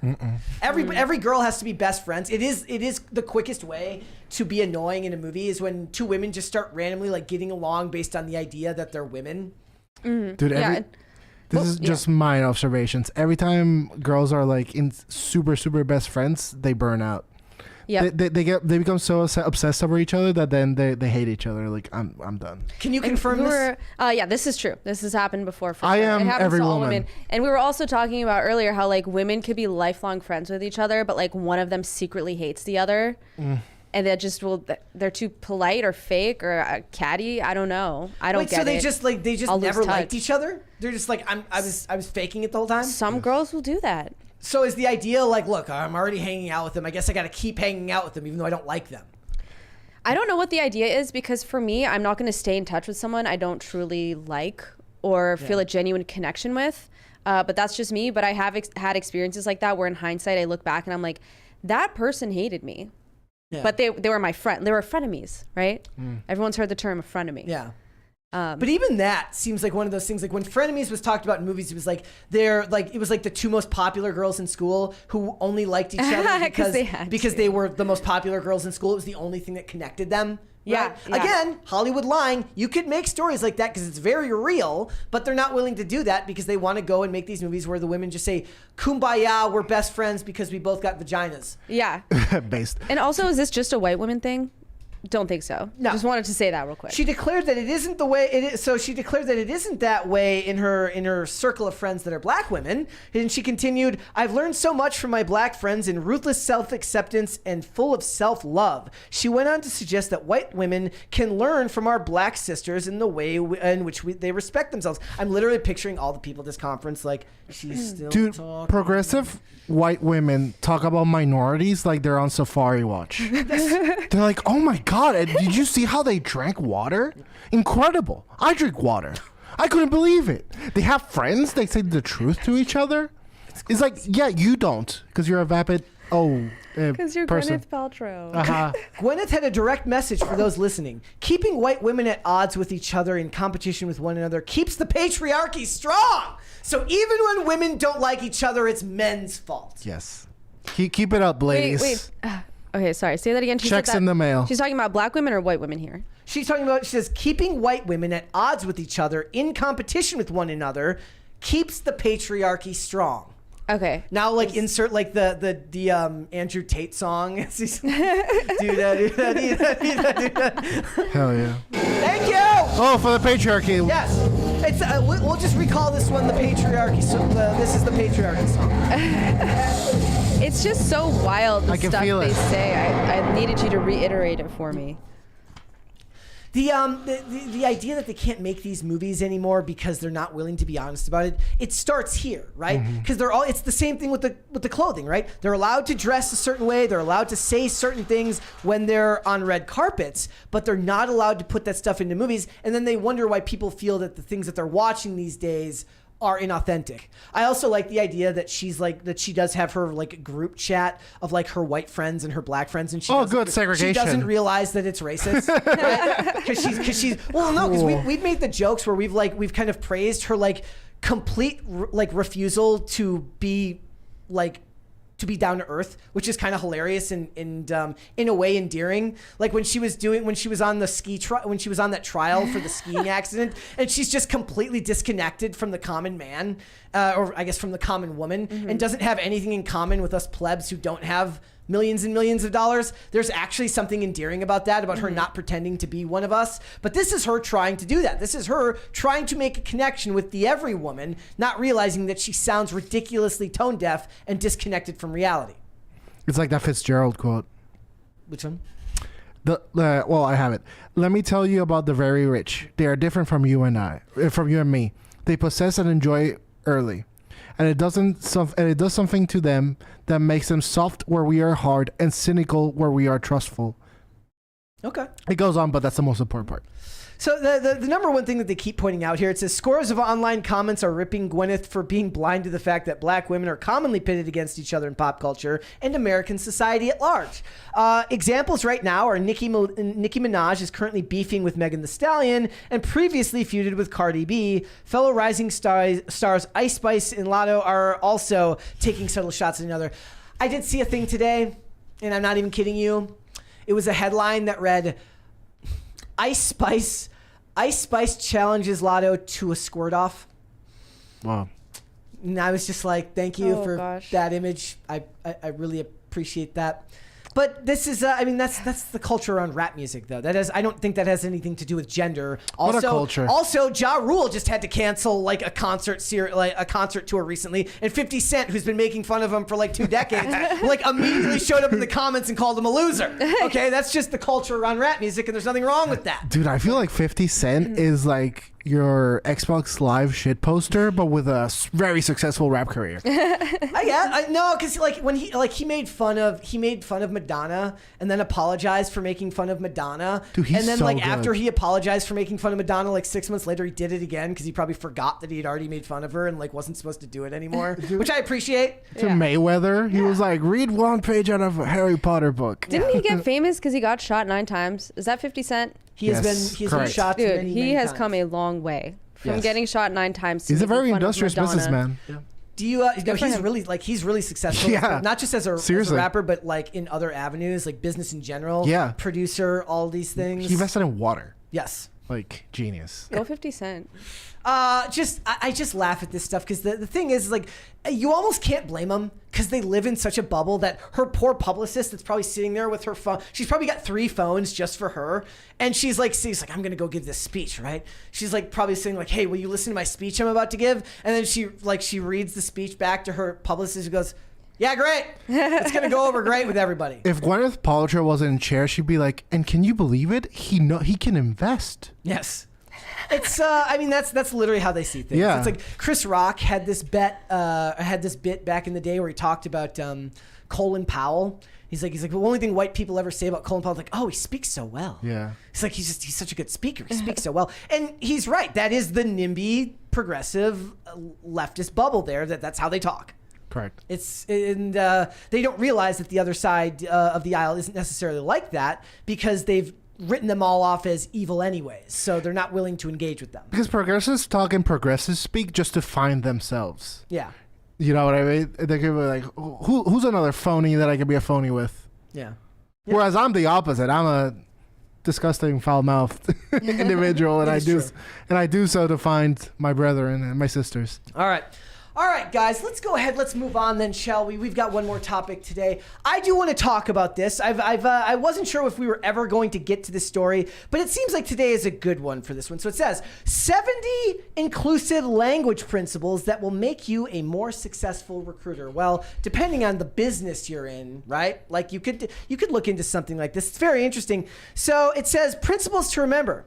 Put people first. It is essential to focus on the person, not their characteristics. For example, instead of a blind woman or a saleswoman, use woman who is blind or a woman on our sales team. So they want you to put the person first in the language, right? Kind of like you're not allowed to say homeless anymore, right? Person Right. without a home. Yeah, you have to say unhomed. Unhoused, yeah. Right? So I just thought we'd go through just a couple of these to see phrases to avoid. Okay? Let's do it. At risk. Can't say at risk anymore. The categorization can be harmful. There are complex reasons for students who show lower levels of academic success. Risk should not describe a person and is better used as a description for a situation. So you can no longer say at-risk youth. Not allowed anymore. Yeah. Bossy. Often misconstrued as assertive. This term is negatively skewed to describe a woman that is direct and communicates expectations. Women are 2 times more likely than men to be labeled as bossy. Well, it also would feel kind of weird. Like there's just something weird about a guy being called bossy. I feel like he'd be called something else, domineering or something else. That is funny, though, because it says that they're 2 times as likely to be labeled as bossy, but statistically, they're like 100 times more likely to act bossy, which is crazy. So when you actually consider it, they're not being labeled bossy enough. Yeah, there you go. Thoughts, Women's Month? Yeah, I was going to ask, what if they actually are bossy? Correct. Well, you Still can't- not allowed to use that You're word? gonna have to use something else. You have to figure out your own word there. Your own word there. You're not allowed to. It says try driven instead. By the way, they Driven. You're allowed to say No. driven. You're driven. So Driven. you can no longer say limited English proficiency.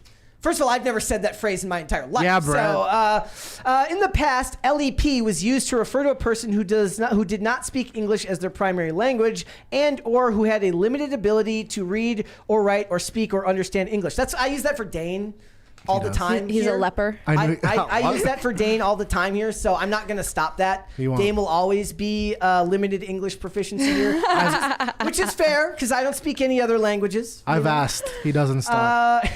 More inclusive terms are English language learners, first language not English, or emergent bilinguals. It's kind of like, what are they saying now? Instead of illegal immigrant, you have to say newcomer. Newcomer. You have to say newcomer now. Bienvenido, newcomer. Yes. So grandfathering or grandfather clause. Not allowed to say that one. The term originated in the American South in the 1890s as a way to defy the 15th Amendment and prevent black Americans from voting, used to connotate exemption from a change because of conditions that existed before the change. Grandfathers used as a rate for a streaming plan, meaning like if you're grandfathered into the price you paid for this. Now, since you can't say that anymore, you can say legacy. It's kind of like, we call it legacy media, or should we call it grandfather media? I actually kind of like that. More regal. Yeah. Legacy. Ghetto. You're not allowed to say ghetto anymore. It says this word was previously used in Europe to describe a quarter in an urban area where Jewish people were forced to live. It's now used as a bigoted term that gets tossed around to mean poor or working class. I'm actually kind of amazed they didn't racialize that. Good for them. Yeah. You can't say gyp or gypped anymore. I've never heard that. That is a slur Gyp? now. You Yes, gypped me. it's a racial slur for being defrauded, swindled, or cheated. The term stems from an abbreviation of gypsy, a word commonly used to describe the Romani people. Try duped instead. I don't use that word ever anyways, but the point being, you can use that one now. Gypped? Yep. Hacker. You cannot say hacker anymore. Oh, hacker's offensive. Yes. In job description, the term hacker can be gender biased. So I guess is there like hackerina or something like that? Like, it can be gender biased. Alternatives include engineer or developer. Cool. Hacksaw. Yes, exactly. You got the X there.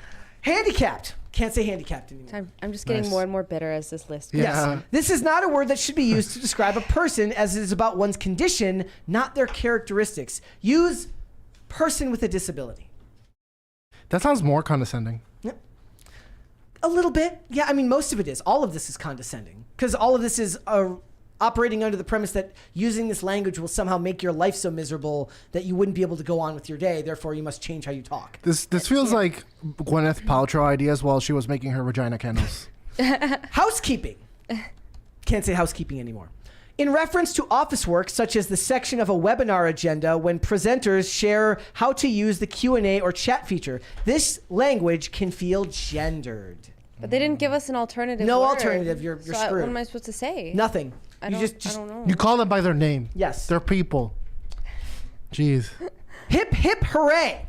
Oh, that's too much. You're not allowed to say hip hip hooray. Well, used in American English as a congratulatory cheer. They also put AA congratulatory cheer, so they screwed this up. The history of the term is thought to have, it's not even proven. They don't It's- even know. It's thought to have derived from the anti-Semitic chant hep hep, a rallying cry to attack Jewish people in and around the German Confederacy in 1890 during what came to be known as the hep hep riots. That's This feels extremely fake. heavy. You would think they would do a little bit more research before they're like, we think it might have been, so just Exactly. to be safe. What Nazis. to say instead? Hooray or yay? Yeah, you know who language policed? Nazis. Whoa. That's Saying. crazy. You can no longer say Indian or American Indian. Based. The language dates back to Christopher Columbus naming people in Anglo-Saxon perception. Use the term Indigenous American instead, or ask for the terminology the community prefers. Thoughts? Does this ever affect you in your daily life? I'm learning so much. Lame. You cannot say, I'm so screwed if I can't say lame anymore. True. an attack on Originally used skaters. in reference to people with reduced mobility and often a synonym for uncool, both types of uses are ableist, a concept we describe later in this list. So you're not allowed to say lame anymore because it's like having a lame, I guess, like, what if you have a bum leg? Is that now offensive too? You can't say bum anymore? Probably. Yep. Lower the bar. Can't say lower the bar. Based on the erroneous idea that a company has to relax hiring standards in order to add people from different racial, ethnic, or gendered backgrounds. I've never thought that in my life. I don't know anyone who has ever taken that phrase that way. Like they just go from 0 to 100 real quick. You can no longer say man. The usage of this term as a synonym for work, as in man hours, man the inbox, man the conference booth, this is unnecessarily gendered language. Try simplifying it by using work instead. I agree with that one. Do you? That one's reasonable. You do? Absolutely not. Yeah. No. Oh, You never okay. know. Everyone's got that thing. You never know. I'm lost. Like, I'm just... Master and slave. I don't know how often that Oh, gets it's used. still there's more. Oh yeah. We'll do a couple more. Used in computing and technical concepts, reflecting how systematic. They didn't say systemic. How systematic racism is built into computer science. So by having the words master and slave used in engineering, it is inherently racist. I mean, slave is a bit much to have. Replacements include primary or replica, primary standby, parent-child. Well, that would be bigoted. What if you don't have kids? What if you're infertile? I don't have kids. What if you're infertile and you can't have children? That's bigoted. No? Oh, you can no longer say meritocracy. Okay. Meritocracy is the belief in the flawed idea that hard work and talent alone are all that is needed to achieve success. False. The existence of implicit bias, structural inequality, and varying degrees of privilege or disadvantage that mean meritocracy isn't a reality. So they believe that you are inherently privileged, therefore there is no such thing as a meritocratic system. Based. Yes. Minority, underrepresented minority. You can no longer say that. The word sometimes used as a blanket term for people from underrepresented groups, people of color, POC, will comprise a majority of the nation's population by 2040. In fact, children from Black, Latin, Asian, and biracial births now account for more than half the births in the U.S. Update your vocabulary by saying students from underrepresented backgrounds, systematically minoritized groups, marginalized groups, POC, HUG, BIPOC, or specify a specific group. What's HUG? Dude, you can't even say ally. No. They say ally like every... Third world. Yeah. Does anybody know what hug means? HUG? No. Can somebody in the chat let me know what HUG means? Oh, it says historically underrepresented group. Oh, okay. What? Yes. And of course, BIPOC is Black, Indigenous, Person of Color. You can no longer say ninja or rock star. Ninja. These words should be removed from job descriptions as they can be gender biased and discourage some groups from applying. That's not why the first one is. What is on job there. would use the word ninja? Rockstar. Seeking ninjas. I don't think rock stars are on LinkedIn. No, I don't think so either. You can no longer use the term opposite sex. This term can be seen as offensive for people who don't identify as male or female, or anyone who sees gender as a continuum rather than as a binary construct. I just want to remind you that there is a world out there where people live by these rules, and just imagine how painful that must be to have all of these, obvious worldly truths broken for them. I think that there's a certain amount of pity that should be felt, or sadness that should be felt for somebody who has to make their life as overly complex as these things have done to people. I think we've done a great disservice by clicking on this link. Yes. Peanut gallery. Can't say peanut gallery. I'm assuming because people are allergic to peanuts. The term for heckling or unwanted disturbances originates from the 1920s when the peanut gallery referred to the back section of theaters, which were the only places that people of color were allowed to sit in at the time. The phrase was meant to poke fun at the idea of people of color engaging in intellectualism. The thing that they never seem to acknowledge with these types of lists, It's since evolved. is that language evolves, as we know. In fact, nobody loves evolving language more than them. If that was true, you wouldn't be allowed to say gay because gay meant something different 50 years ago, 75 years ago. It's very silly. It's very ridiculous. But just remember, if you're working in a corporate environment, this is going to be something that you're going to have to deal with. These types of things. That's all I'm saying. Absolutely ridiculous. We could go through the rest, but they're all basically the similar level of stupid. I just thought it would. I want to read the ally one because they use it all the time. Someone who supports their group other than their own, e.g. in terms of racial identity, gender, faith identity, sexual orientation, etc. Allies acknowledge disadvantage and oppression of other groups, take risks, and act on the behalf of others, and invest in their strengthening their own knowledge and awareness of oppression. There you go. But that's like describing it. It doesn't say like why I can't. Anyway, I don't use ally. Best you can do. All right, let's go ahead. Let's get through these super chats. We're gonna get through all of them here. Don't worry, guys. We just have to get back to the top of the list and make sure that we can read all of these. And I'm gonna have to change it over and do it there. All right, here we go. Bucky Ducky says, "Good afternoon, Brent. I hope you had a good weekend." Well, I did in fact have a good weekend. How about you guys? I was recovering over the weekend. Still not feeling well? Saturday, I was starting to feel better after like a week. So it was pretty good. Dane? I played Final Fantasy for 47 hours and it should have been more. Perfect. Well, 47 out of the 48 hours of the weekend. that's a good thing. I mean, since Thursday. All right. Shane H. Wilder says, happy Monday, Brett and Mary. Mary, excellent job on the New Nation podcast over the weekend. It was great, Brett. Brett, excellent job being Brett, I guess. So Mary did great, and I'm just, me. You're a great Brett. We love Brett. That's fine. And Mary will be back on Monday, or on Tuesday, so you'll be able to pass along those congratulations then. Jacob Parody says, happy Monday. Are you going to be reviewing Cabrini? Look, I've thought about it. I'm not going to lie. It doesn't interest me. Nice. I understand that it's an Angel Studios movie and people want to be supporting Angel Studios, and I get that. But just the movie subject matter, I don't really care. Just watch Spaces with Josie. She's interviewed them a couple times. There you go. Hiroshima Utaru says, Brie Larson showed her chest on Kimmel 5 years ago. Nice. Good. Yeah. I remember that.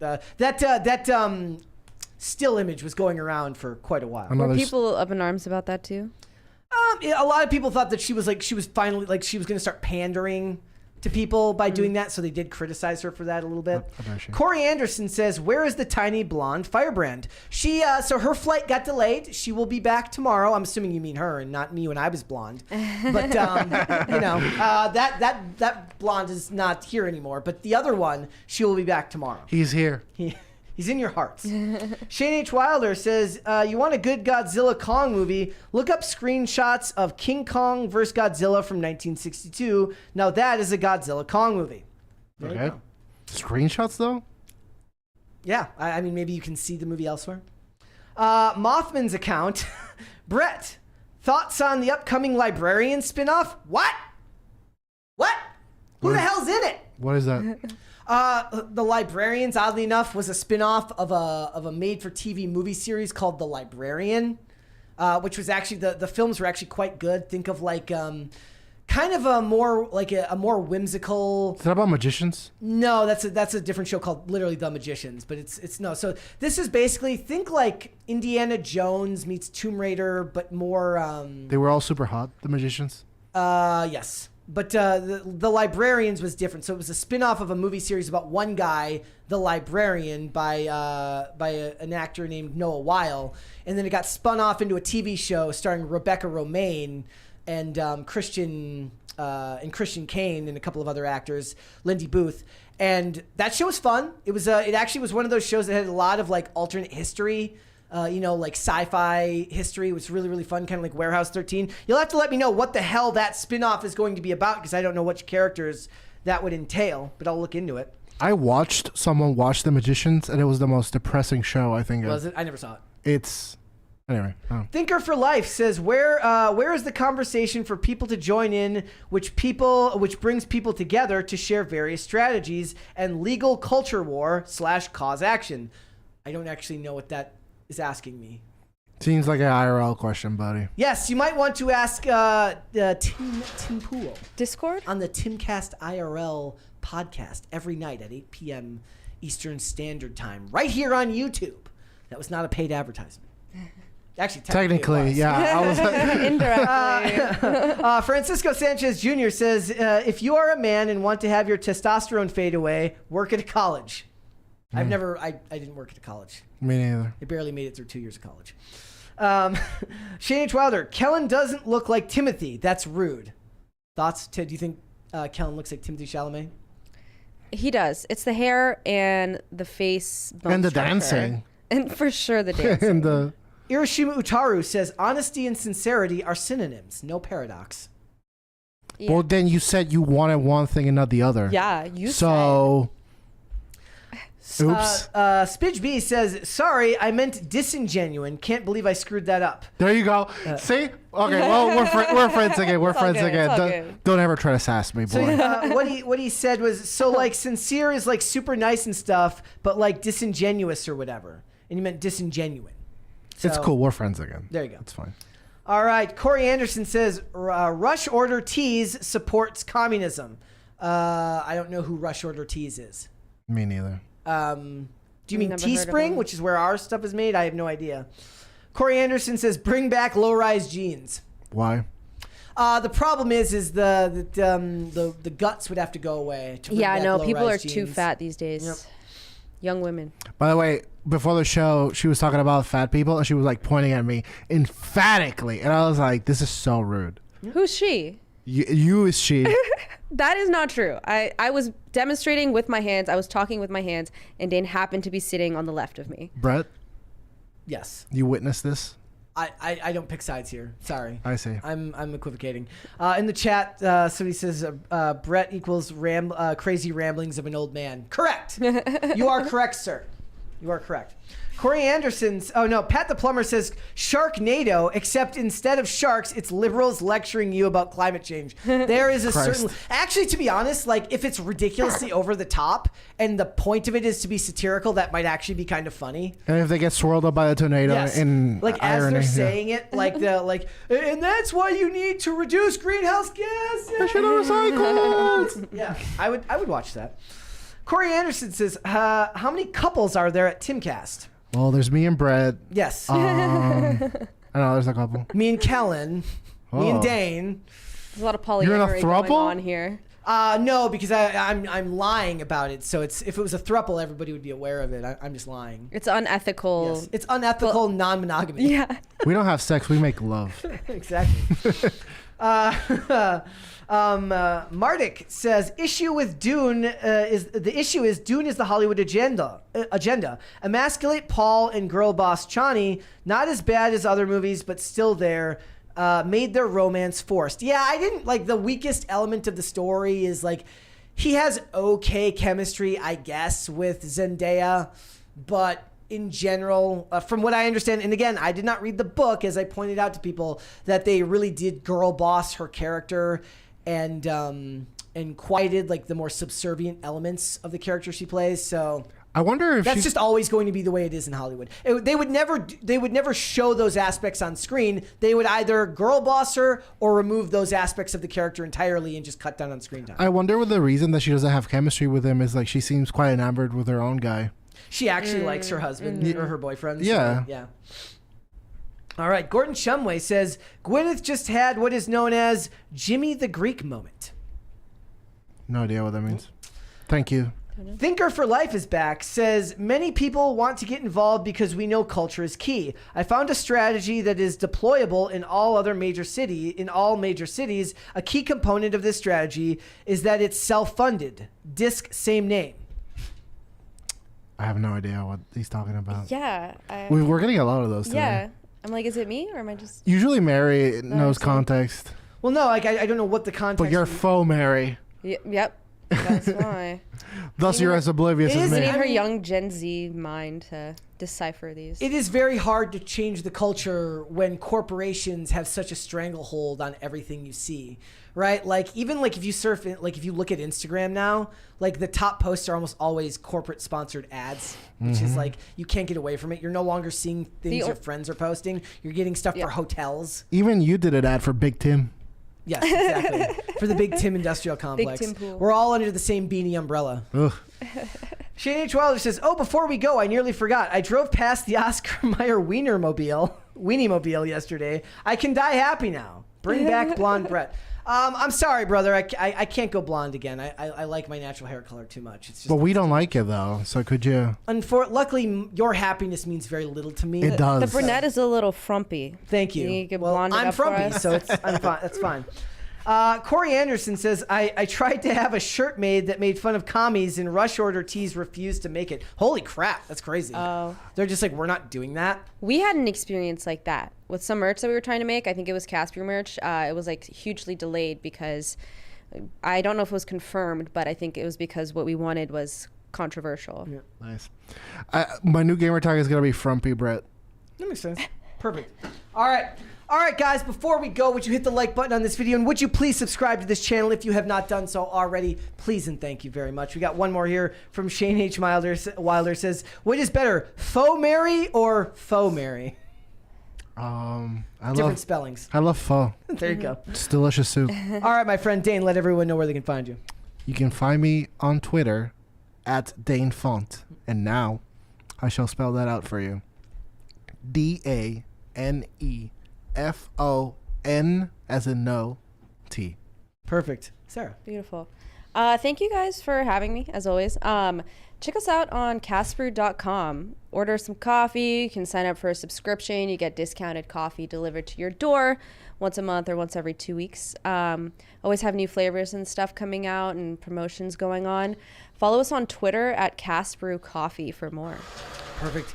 In the chat, Omega Red Fan says, learn how to not be illiterate. If I could do that, I'd be doing something else. But unfortunately, I can't. Sorry about that. One more here. You read all of it. Yeah, I got through most of it. The super chats are oftentimes like because I have to like scroll over as I'm reading, and I'm horrible at it. So the fact that Mary reads every super chat as coherently as she does is actually like everyone who's ever guested and done like read the super chat says like the job Mary does in doing that is like a feat of and like unbelievable proportions, like the ability to read that stuff and not make mistakes. And I can barely read stuff that actually is like completely literate. So you know, my fault.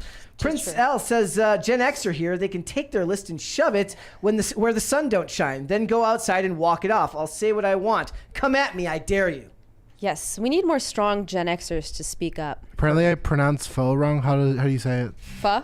Pho. But actually, I think like Vietnamese people actually say pho. Yep. So you said it right. Get right. Yep. You know how to say it, person in chat. What's your name? CyberChud 2077 says bread is literate. P-Trend. Here's how illiterate I was. CyberChud 2077 says bread is literate. I read that as Brett is illiterate, and I almost read it as bread is illiterate, which would have been like a self-fulfilling prophecy.